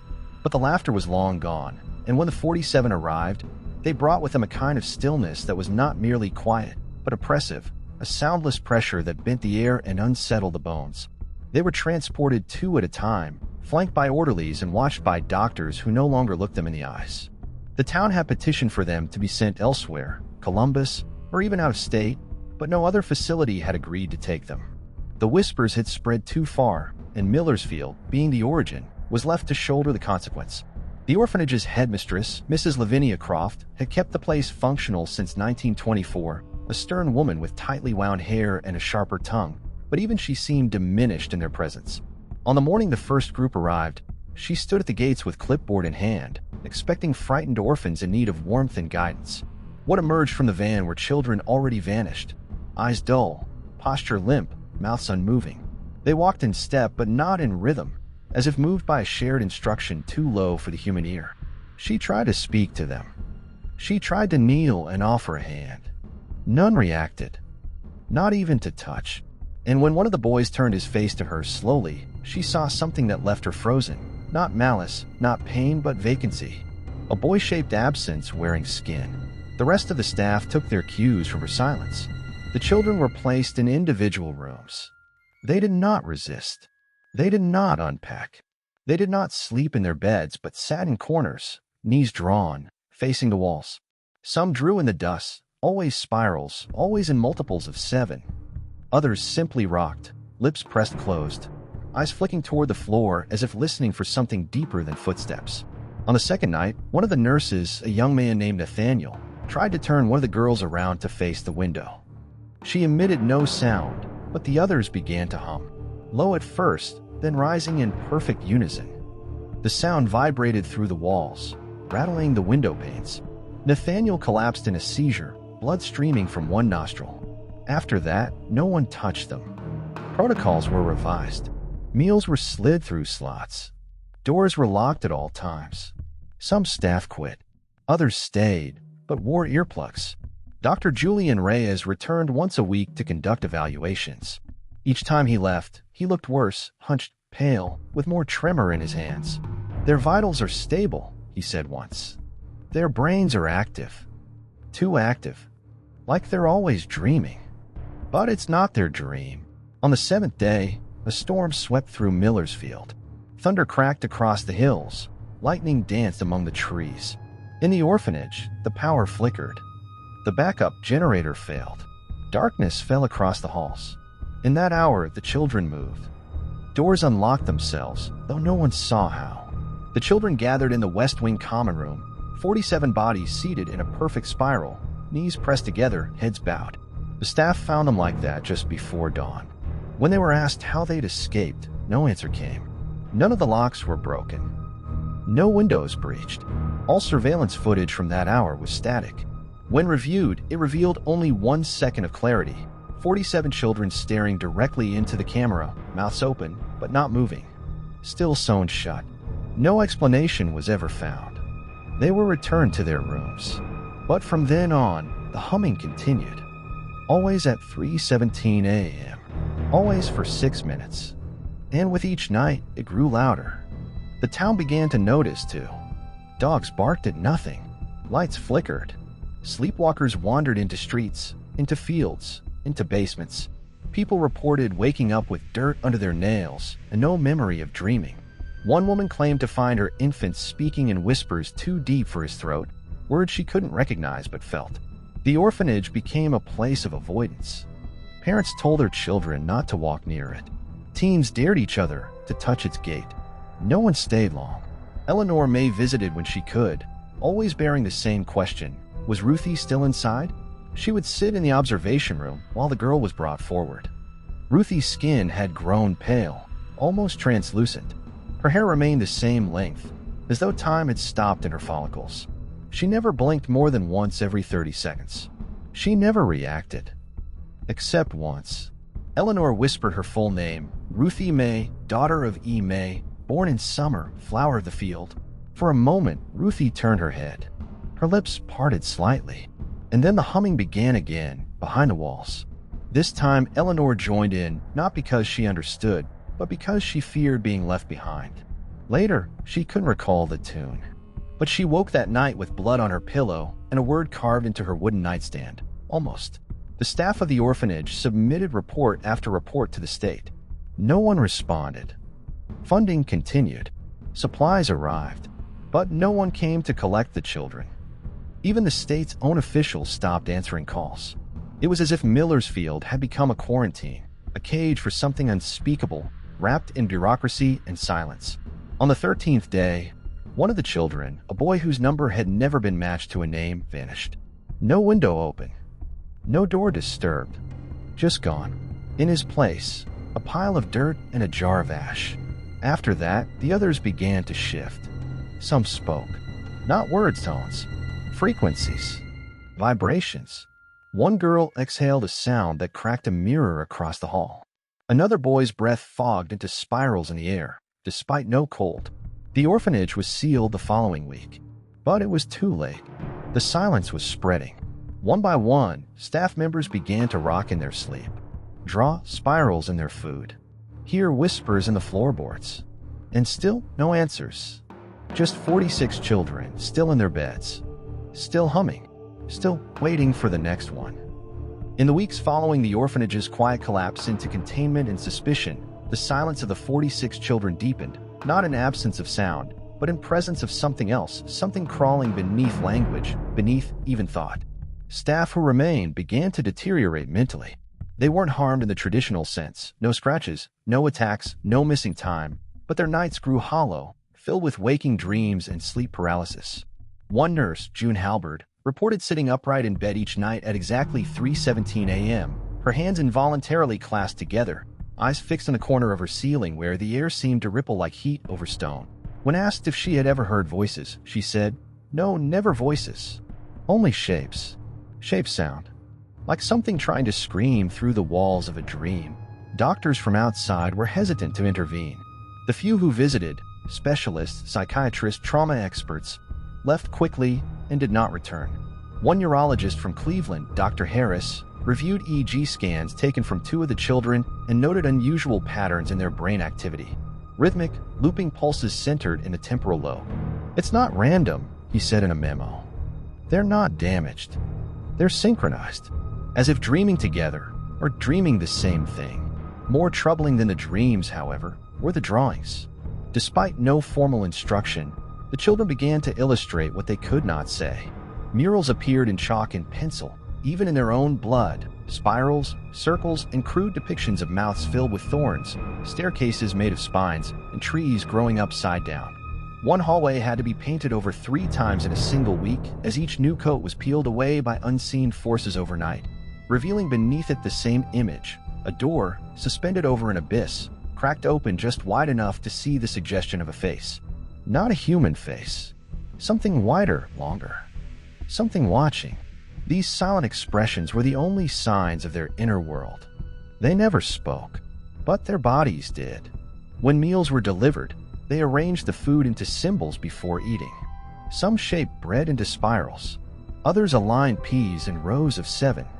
The older ones folded napkins into impossible geometric patterns, ones later identified by mathematicians as impractical to replicate without instruction. When questioned by staff, they only blinked. No more. No less. It was Eleanor May who coined the phrase silent screams. She had written it in her journal after one visit, noting that Ruthie, her daughter, or what remained of her, had begun to open her mouth each time Eleanor entered the room. Not wide, not to speak, just open. Slightly, as if to breathe. But there was no breath. No movement in the chest. Just the gaping hollow of something unfinished. Eleanor tried everything. Music, prayers, memories whispered over photographs. Nothing stirred Ruthie except the name Margaret. When Eleanor spoke it, Ruthie's eyes narrowed. Once her jaw twitched. Eleanor swore she heard a low grinding, like bones being shifted. That night, Eleanor dreamed of a forest with no sky, where mouths bloomed like flowers and sang from beneath roots. Ruthie stood among them, her hands clasped behind her back, her eyes white as milk. She did not speak, but she pointed. To the earth, to the silence. And then Eleanor woke with blood on her pillow and soil under her nails. Reports continued to mount. One orderly was found pressing his forehead to the wall of room 7, repeating the phrase "the pitch is right" over and over until his teeth cracked from clenching. A visiting bishop from a local diocese collapsed after reading one of the children's scribbled prayers and claimed that he saw a mouth in the dark between the letters, smiling without joy. The facility, now referred to by the staff as the mausoleum, began leaking people. Staff simply vanished. Not taken. Not murdered. Just gone. Their rooms remained untouched. Their belongings intact. Security footage offered nothing. It was as though the silence had begun to consume the observers. The children, however, remained constant, still, perfect, except for one, number 12, a boy who had been seen drawing circles into his own leg with his fingernails. He stopped rocking. He stopped humming. For 3 nights, he stared directly at the west wall of his room, unmoving. On the 4th, he screamed. Not aloud, but inside. The walls of his room buckled outward as if struck from within by a pulse. The glass of the overhead lights shattered. The other children responded by covering their ears, though there was no sound. Nurses rushed in to find the boy crouched in the corner, eyes black, blood pouring from his mouth, forming a symbol across the tile, a gate flanked by human hands open. After that night, he never moved again. He died 3 days later. No cause could be identified. His body was light, too light for a child his size. The coroner opened the torso and found the lungs shriveled, the heart twisted into a spiral. No other organs remained. Where they should have been was a single stone. Smooth, warm to the touch, vibrating. The stone was taken by the state. It was never seen again. After the incident, Eleanor attempted to have the facility shut down. Her pleas were ignored. Every letter she sent was returned unopened. Every call rerouted. She knew then what she had feared all along. The silence was protected. Whatever the children were, whatever they were becoming, someone wanted them to continue. The town grew quieter. Churches emptied. Children born in the months following came out without cries, eyes wide, breath shallow. Some did not live long. Others lived, but never laughed. And always the humming returned. A sound in the dirt, in the walls, in the chest. A pressure beneath the ribcage. A scream that could not find its way through the mouth. Eleanor wrote in her final journal, "The silent scream is not a void. It is a signal. They are not broken. They are waiting for us to catch up, to learn their song. And when we do, we will not need words. Only rhythm, only echo, only hymn." Then she closed the book. She stood at the edge of her field, beneath a sky that no longer felt real. And she listened. Somewhere in the soil, beneath her feet, 46 children began to hum. The trial of Elijah and Margaret Halloway was, by every measure, unprecedented. Though Margaret had died under mysterious circumstances before charges were formally filed, her name remained on the docket, if not to be judged in person, then to be condemned in spirit.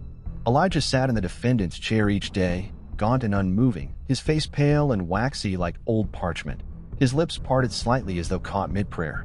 The courtroom in Sandusky had to be expanded for the occasion, not for the attendees alone, who came from counties, states, and cities far beyond Millersfield, but to accommodate the reporters, the federal observers, and the glass enclosure built specially to hold the defendant.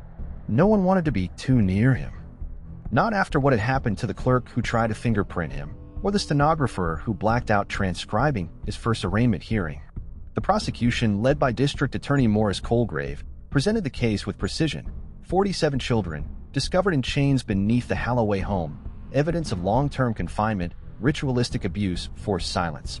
Photographs were shown of the chamber, of the journals, of the children themselves, some still too emaciated to sit upright, others blank-faced and shaking. Each image was accompanied by documentation, by timelines, by testimony from staff at the orphanage, from neighbors, from surviving parents. The ledger compiled by Eleanor May was entered into evidence. A nurse testified that some children flinched when shown their own names, others hummed. But the case was not simple. No witness had ever seen the Halloways lay hand on a child. No child had spoken to implicate them. And Elijah himself, though clearly at the center of the entire structure, refused to offer anything resembling an admission. His public defender, a weary man named Ashby Crane, argued that Elijah was unwell, perhaps mentally deteriorated, perhaps delusional, but not criminal in the sense required by law. "My client is not a man in control of his faculties," Crane said. "He is a man shaped by generations of inherited madness." But the court wanted blood. This was not merely a legal proceeding, it was a reckoning. The townspeople packed the benches daily, many holding portraits of their missing children, or worn dolls once clutched by hands that had vanished. Journalists called it the trial of the century, not because of the complexity of the law, but because of the narrative, a reclusive family, decades of secrets, a cellar filled with chained children. No one could look away. The most damning moment came not from the evidence, but from the courtroom itself. On the fourth day, during Eleanor May's testimony, a low hum began to resonate through the gallery. At first, it was mistaken for distant construction or an issue with the ventilation system. But as the sound grew louder, it took on a tonal rhythm, 7 beats, followed by one long draw. It was coming from beneath the floor. The judge, visibly shaken, called for a recess. Engineers were brought in. Nothing was found. No source. No damage. Just the hum, which dissipated as quickly as it had arrived. Later, some said it had returned during jury deliberations. Others claimed they heard whispering in the transcript pages. And yet, the trial continued. Eleanor's testimony was the emotional core of the case. She did not cry. She did not raise her voice. She read from her ledger and stated the facts. When asked why she had pursued the case so relentlessly, she replied, "Because the silence was too loud, and because my daughter's voice still exists somewhere, even if it never speaks again." She ended her statement by placing Ruthie's photograph on the witness stand. Elijah, behind glass, did not react. Forensic psychologists were brought in to explain the behavior of the children, but all admitted the truth. None had ever seen anything like it. One referred to them as individuated nodes of a collective trauma event. Another simply said, "They are not alone in there." The defense's attempt to claim religious freedom was quickly dismantled. The rituals, if they could be called that, bore no consistency with any known religious practice. And when pressed, Elijah himself would only say, "There is scripture beneath scripture." The final day of trial was overcast, with rain tapping against the courthouse windows in steady, arrhythmic beats. The jury deliberated for only 6 hours. Elijah Halloway was found guilty on all charges: kidnapping, unlawful confinement, ritual abuse, reckless endangerment, and conspiracy to commit acts against the welfare of minors. But sentencing was delayed. In the time between verdict and sentencing, Elijah began to change. Not in behavior, he remained silent, but physically. His skin took on a grayish hue. His teeth loosened. His pulse slowed to 24 beats per minute. Doctors were baffled. Then, without explanation, his fingerprints vanished. His hands remained intact, but all ridges were gone, as if worn away by something internal. During the sentencing hearing, Elijah refused to rise. When asked if he had anything to say, he raised his head, opened his mouth, and let out a soundless exhale. The court recorder's pen snapped in her hand. A bulb overhead burst. The hum returned. That night, the courthouse janitor discovered patterns scorched into the floor beneath the defendant's chair, a spiral of 7 turns, the outer ring made entirely of names. 47 in total. Some legible, some not. The judge sentenced Elijah to life imprisonment without parole in a federal blacksite facility. But he never arrived. During transport, the van carrying him disappeared from GPS for 11 minutes. When it reappeared, Elijah was unconscious. Every officer in the van claimed to have fallen asleep. The footage from the onboard camera was corrupted. He was delivered to the facility in Nevada, but within 2 weeks, he was declared medically vacated, a term later revealed to mean unresponsive at every level: no heartbeat, no breath, but no decay. His body remained seated, eyes open, waiting. The trial was over. But the silence remained. In Millersfield, whispers began again. Children drew spirals. Dogs barked at nothing. In the orphanage, now reduced to a guarded wing of a local hospital, the remaining children began to hum again. Only this time, the rhythm had changed. No longer 7 beats. Now it was 8. They thought it would end with a trial. That the conviction of Elijah Halloway, the exposure of the cellar, the public unearthing of horrors buried for decades would seal the wound and cauterize whatever madness had festered in Millersfield. But within 3 weeks of the sentencing, another child went missing. Her name was Clara Benson, age 7, last seen in the churchyard after Sunday school, picking dandelions alone while her father spoke with the pastor. The security footage at the chapel entrance glitched for precisely 13 seconds. When it resumed, Clara was gone. Her shoes remained on the walkway, facing west.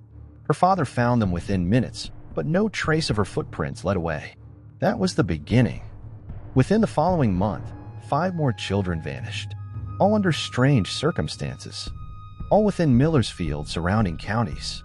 Each disappearance was marked by a similar detail: an object left behind, neatly placed, gloves, glasses, ribbons, arranged with deliberate precision. Some were found in spirals, some in rows of 7. The media speculated on the possibility of copycat crimes or trafficking rings. Officials scrambled to redirect attention, but behind closed doors, the investigation returned to the same impossible conclusion. The pattern had resumed. The 47 were no longer confined to their original bounds. The silence was leaking. Investigators revisited the Halloway estate, though the house had been razed by the state and the foundation sealed in concrete. Still, strange sounds were reported by workers: echoes of whispers, sudden nosebleeds, unexplained equipment malfunctions. One construction foreman claimed he saw a child standing in the trees at dusk, unmoving, eyes too wide, limbs too long. When he returned to the site the next morning, the concrete slab had cracked down the middle.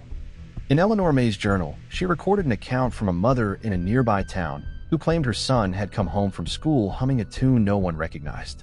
That night, he drew spirals across every wall of the house in red crayon, then sat motionless until sunrise. He had no memory of the event. When questioned, he said only, "They're coming up. They're almost here." Eleanor added a new section to her ledger, not of names, but of numbers and symbols, dates, cycles, distances between events. She began to believe that the 47 had never been the total number, only the minimum threshold, a bass note in a song meant to expand. As more children disappeared, the few who remained, those recovered from the cellar and relocated to secure facilities, began to shift in behavior. They no longer rocked in rhythm. They no longer hummed in unison. Instead, they began to speak. Not in words, but in fragments. Phrases from ancient texts. Numbers without context. Names no one could identify. And always, when asked where they came from, they pointed to the floor. Beneath them, deeper. Their mouths had healed, the stitches long dissolved, yet most still refused to speak aloud. Their voices, when used, were raspy, hollow, tuned to a pitch just below comfort. One girl whispered into her nurse's ear, 47 was the first mouth. 48 will be the eye. The nurse quit the next day. In the 5th week after the trial, a boy named Isaiah fled from his foster home screaming that his sister was humming in the walls. He had no sister. Authorities dismissed it as trauma, but Eleanor took note. She drove to the house and sat outside overnight. At 3:17 a.m., she heard it, a low vibration like something grinding beneath the earth. The next morning, the house's basement was found to have cracked along the back wall. In the dirt, a child's tooth, polished smooth, inscribed with a spiral. It was placed in evidence, then lost. Eleanor sent letters to the few allies she had left, Dr. Reyes, Investigator Shaw, even the coroner who had examined Elijah's body. Most didn't respond. Those who did spoke in vague terms, fearful of being recorded or followed. It's spreading, Reyes said during a single whispered call. The children in other facilities, some are developing the same scars, the same sleep patterns, but they weren't part of the original group. It's like they're being tuned. Shaw, now unofficially removed from the case, told Eleanor the government had issued a non-disclosure directive, classifying the Halloway file as a myth-born cultural incident with psychological contagion indicators. They've given it a name, she said. They call it the coral effect. Eleanor knew better. She returned to the field behind her house, the place where Ruthie used to play, where the grass never grew right and the birds never landed. She walked in slow spirals, listening. The air felt heavier. Each breath cost more. She brought a small radio and turned it to static. At 3:17 a.m., the static warped. It pulsed. It hummed. The dial spun on its own. And somewhere in the static, a voice not Ruthie's, but layered, spoke. They're remembering themselves.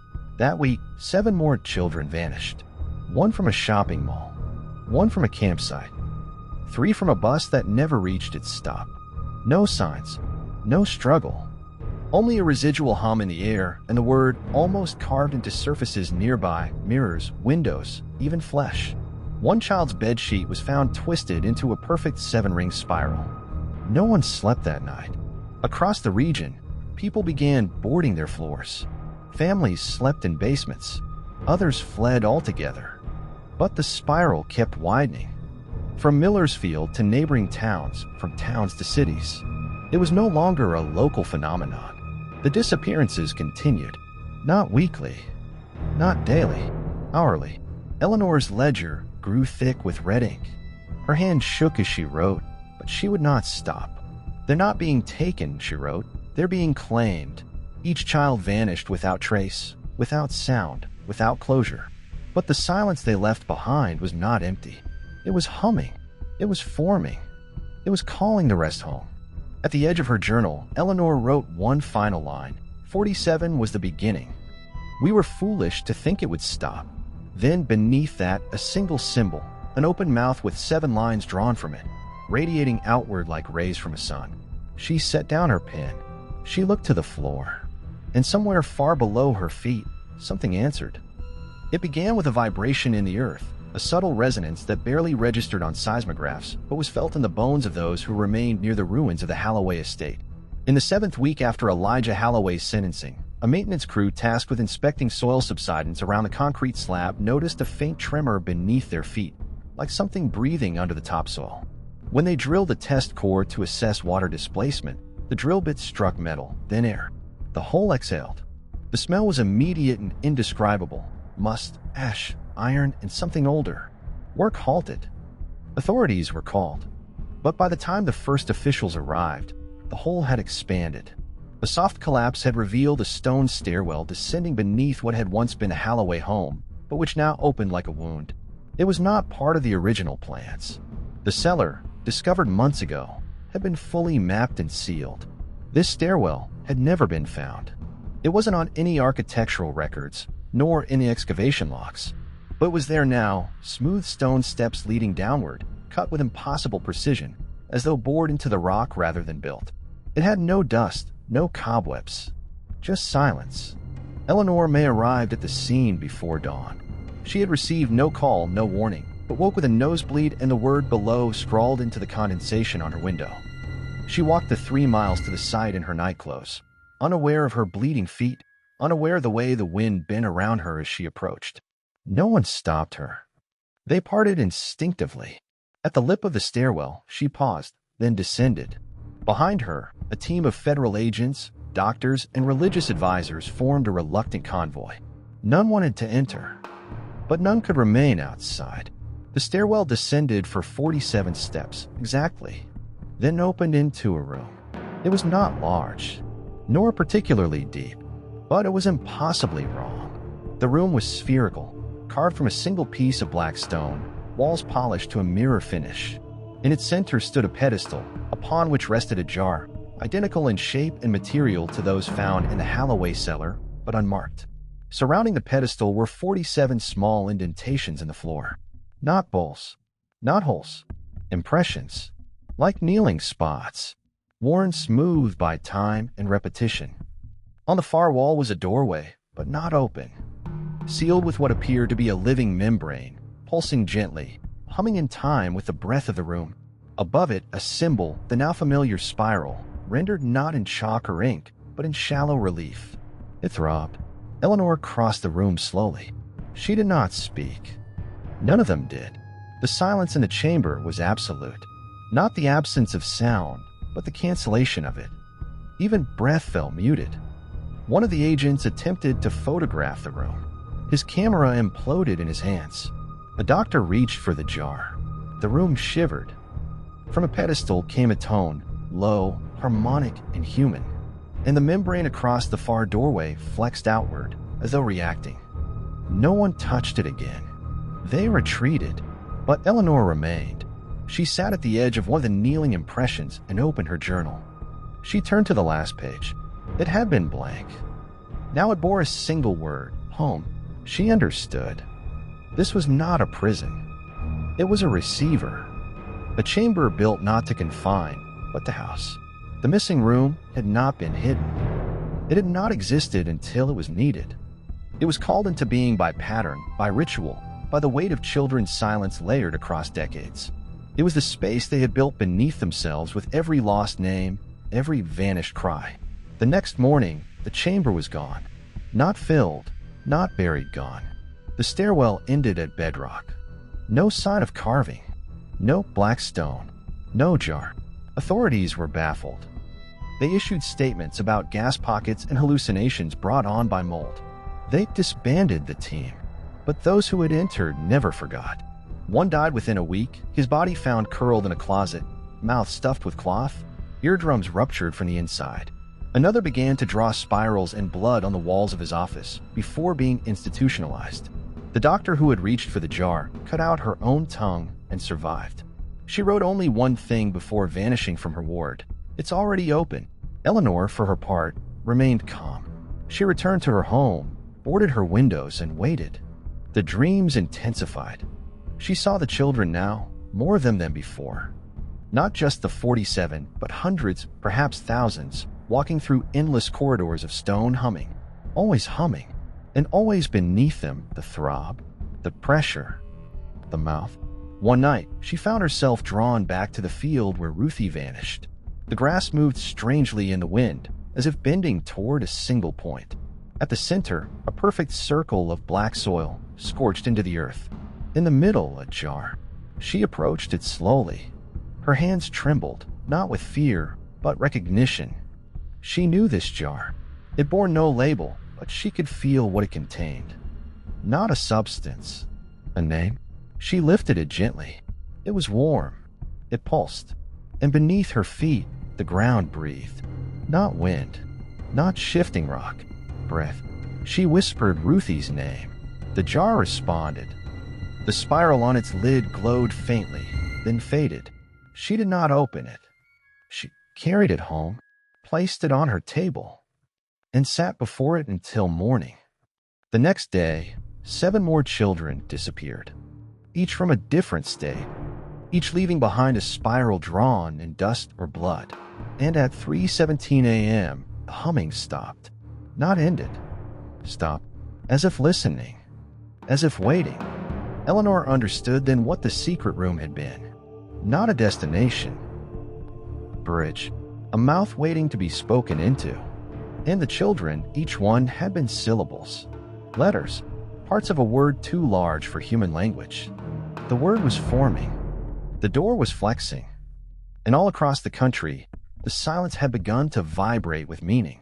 The secret room would return. Not in Millersfield. Not in stone. But anywhere the hum could find a body. Anywhere the spiral could take root. It was no longer beneath. It was everywhere. And the mouth was learning to speak.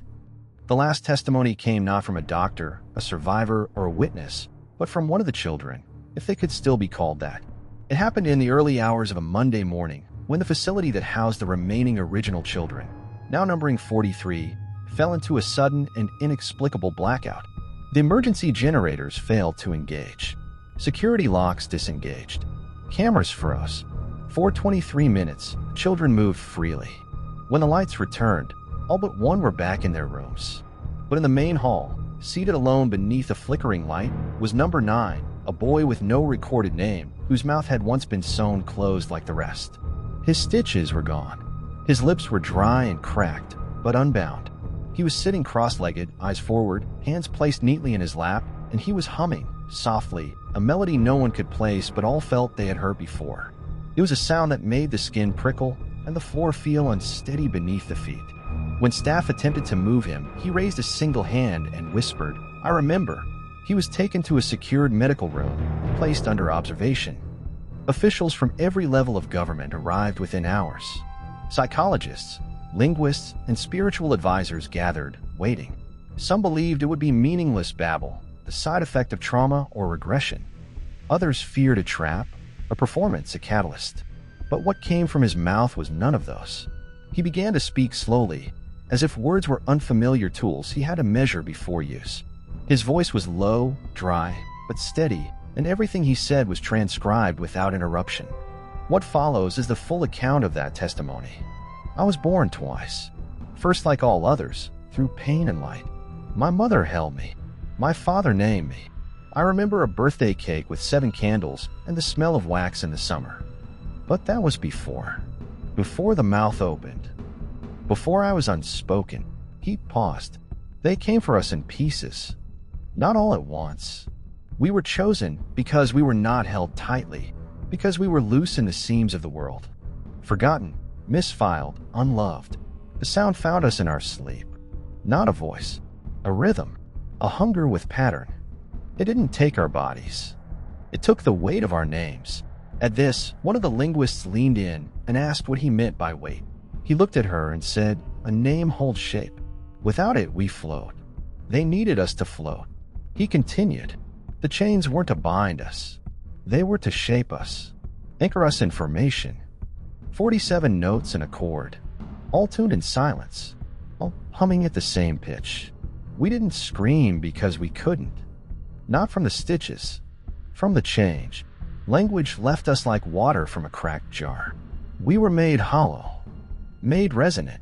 He was asked about Elijah and Margaret. He did not flinch. They were not the beginning, only the caretakers, gardeners of the mouth's root. They tended to the silence, fed it, pruned it. They believed they were keeping him at bay. They were wrong. The ritual didn't suppress the voice. It nourished it. Someone asked what the mouth was. He blinked slowly. The first word.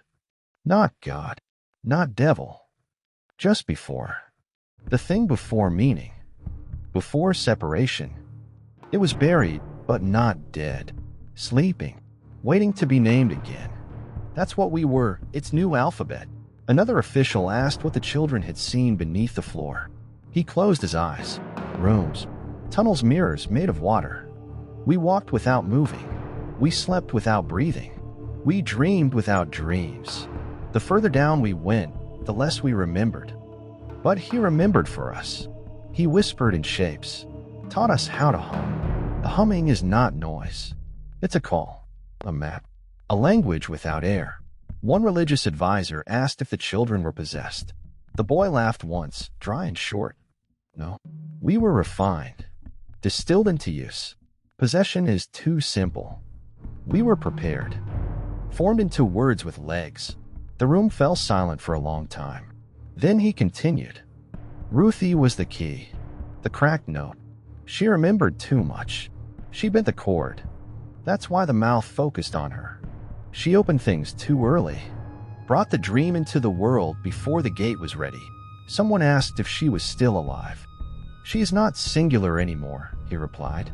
She is the echo, the pitch that bled. She is everywhere there is forgetting. Finally, he was asked why the disappearances continued, why the cycle had not ended with Elijah. He looked up.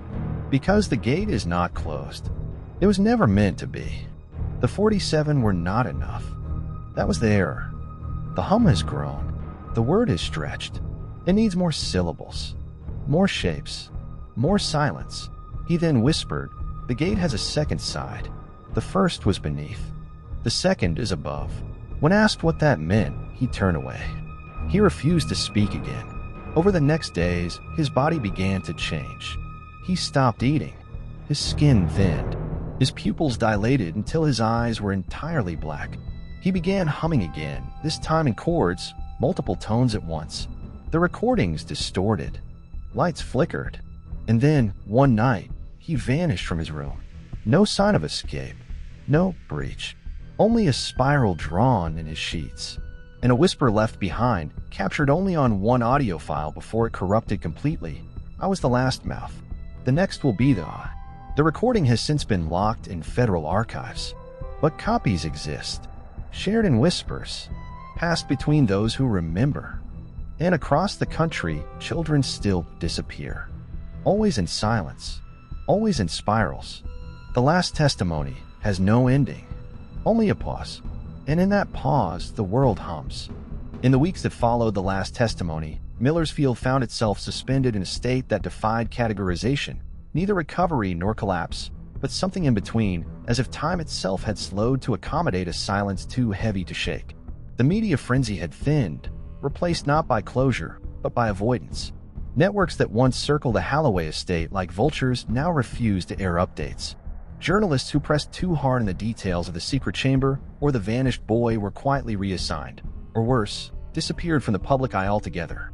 Federal investigators released a final report declaring the events of Millersfield a psychosocial contagion brought on by collective trauma, reinforced through folkloric embellishment and environmental stressors.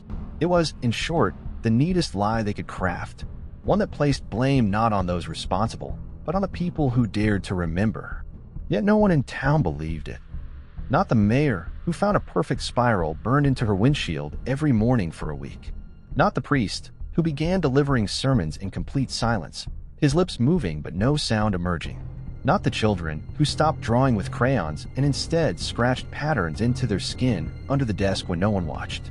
And not Eleanor May, who kept her blinds drawn, her mouth stitched metaphorically shut, and her radio tuned always to static. Justice, if it had ever existed in this place, had become an illusion. The trial of Elijah and Margaret Halloway had ended with 2 convictions and a symbolic victory, but in hindsight, it was like cutting the flower off a vine and pretending the roots were gone. The real horror had never stood in the courtroom. It had waited beneath, and now it had spread beyond the reach of law or reason. A group of citizens, teachers, parents, former officers, tried to organize a tribunal of their own, not to retry the Halloways, but to hold accountable those who had buried records, ignored reports, and declared missing children runaways for decades. They gathered in the basement of the old church, bringing documents, journals, testimonies. But the night before their first official hearing, the building burned to the ground. The fire marshal claimed faulty wiring. Witnesses claimed otherwise. They said they saw children standing in the windows as the flames rose, unmoving, eyes glowing with a dull internal light, faces blank. The ashes were still warm when the tribunal disbanded. A former schoolteacher named Mrs. Kinsey, who had compiled a private ledger of all missing children in the region since 1834, vanished that same week. Her notes were found scattered across her front lawn, every page smeared with what appeared to be blood, not spattered, but drawn into perfect spirals across each sheet. Her house was empty. Her mirrors had cracked inward. She was never found. The courts remained silent. Local police issued increasingly surreal press releases, explaining away disappearances with phrases like topographical displacement and voluntary childhood migration. The absurdity became the new form of denial. People began to whisper that the justice system itself had been hollowed, a term borrowed from Eleanor's journals, meaning not corrupted, but emptied and still walking. Laws remained. Trials were held. But no one truly believed the structures still held weight. In this vacuum of authority, a new kind of faith took root. People began building shrines, not to God, but to silence. Small stone arrangements in basements, attics, beneath floorboards, each containing a jar, sometimes empty, sometimes filled with teeth or hair or names written in ash. They weren't worshiping the mouth. They were bargaining, pleading, hoping that by acknowledging the spiral, they could be overlooked when it came again. Because deep down, they all knew it would come again. The dreams had returned, not just to the children, but to adults. Dreams of long corridors lined with mirrors, of humming stones and rooms without exits, of stairwells that descended into organs, of being watched from beneath. Sleep became dangerous. People began taping their mouths shut before bed. Others stopped sleeping entirely. Pharmacies ran out of sedatives. Local therapists quit in waves, citing auditory hallucinations and symbolic intrusion. One psychiatrist mailed her resignation letter wrapped in a child's drawing of a spiral with eyes. She wrote, "You can't treat something that lives between thoughts." Eleanor tried to keep track of the disappearances, but the numbers no longer made sense. Children who had never been born appeared on lists. Others vanished retroactively, erased from school photos, from birth records, from memory itself. It was as if the spiral had grown teeth, not just to consume, but to rewrite. Reality twisted at the edges. Clocks ticked in reverse for seconds at a time. Names changed in newspapers overnight. Whole buildings in Millersfield were reported standing where empty lots should be, and then gone again by morning. The town wasn't haunted. It was becoming the haunting, and the people in it were adapting. The question of justice became irrelevant. Justice required a center, a moral axis, a shared understanding of harm and reparation. But here, where the laws bent around silence, where names slipped from memory like fish through water, there was only survival. Fear had replaced truth, and fear made its own rules. Still, Eleanor did not give up. She broadcasted faint radio signals late at night, simple messages in Morse code, drawn from her journals, her interviews, her memories. It started with names. 47 was only the beginning. If you hear humming, do not respond. No one ever replied. But she kept sending them. She hoped that someone somewhere still believed in the shape of words, in the weight of truth, in resistance. One night, her radio crackled unexpectedly, and a voice not hers cut through. A child's voice, hoarse and distant, whispering, "They made it to the city." Then static. Then silence. Eleanor stared at the device, her hands trembling. She knew it then. This was no longer Millersfield's burden. The spiral had cracked its shell. It had eyes now, and a mouth that remembered. And perhaps most terrifying of all, it had justice. Not human justice, not the kind built from laws and verdicts, but its own form. A balance written in hums and echoes, in vanishing and memory. A justice built not on punishment, but on claiming. In this new world, justice had become fear. And fear had teeth. Decades passed, and the house at 17 Halloway Lane was gone. First reduced to rubble, then forgotten entirely. The land returned to wildness, smothered in honeysuckle and thornbush. Grass grew uneven and angry, taller than any child should wander through, and animals refused to cross it.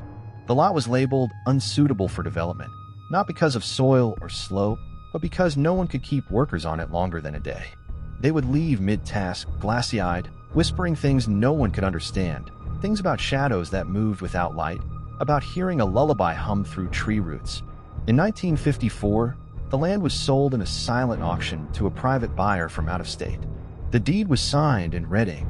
No name was ever attached to the paperwork, only a symbol, a spiral carved into wax. No one questioned it. And the silence continued. Children still disappeared across the country. Some towns whispered the numbers, 47 at first, then more. Always multiples of prime numbers. Always those whose names had not yet been spoken enough to anchor them. Maps began to bleed spirals into their satellite images. Entire sections of topography blurred or warped inexplicably. Psychologists blamed it on spiral syndrome, a modern echo of mass hysteria. Officials blamed foreign powers, or cults, or simply poverty. But some knew better. Some remembered. In the year 1982, an old couple moved to Millersfield, Nathaniel and Cora Price, retirees from Chicago seeking quiet, simplicity, a place to die among trees. They bought the overgrown lot on Halloway Lane, unaware, or perhaps unwilling to acknowledge, what had once been buried beneath their feet. Nathaniel built a modest one-story cottage with a stone fireplace and a red front door.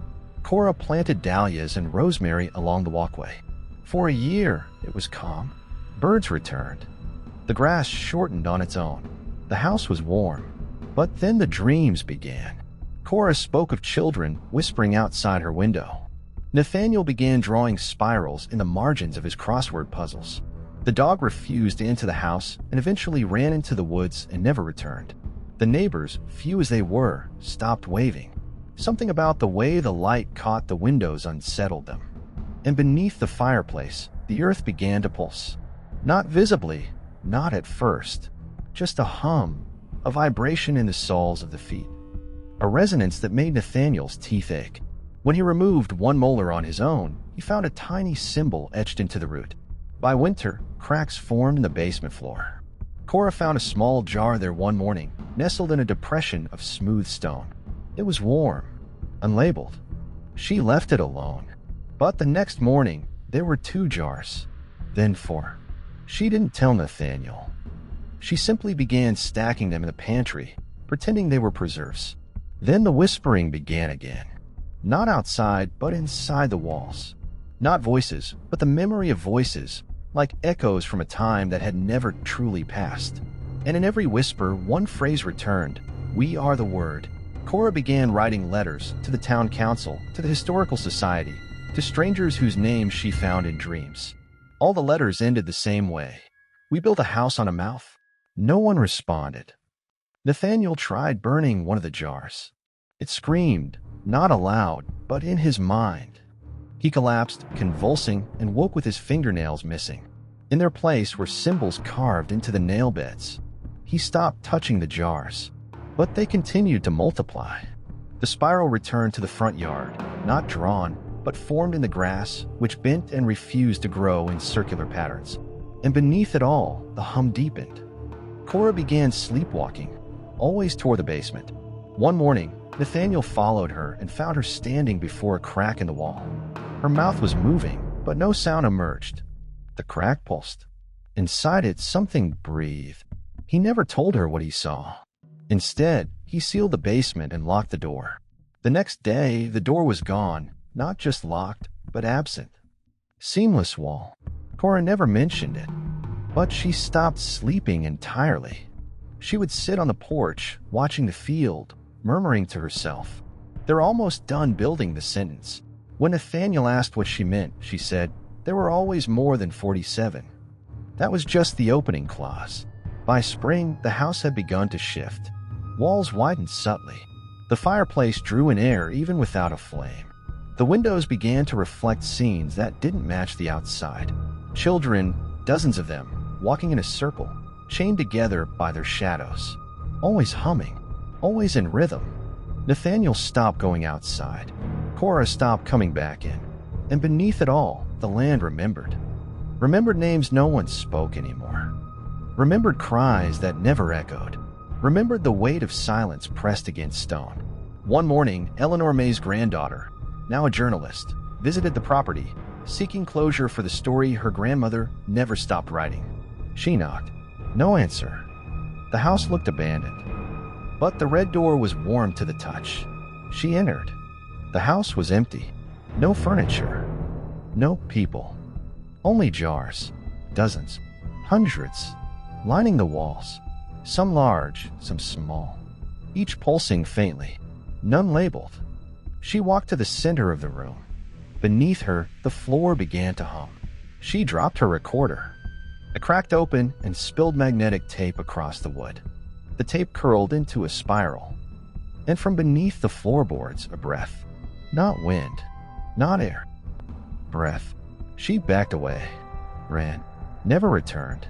But the recorder captured one last sound before dying, a single child's voice, whispering from beneath the earth, "We remember you."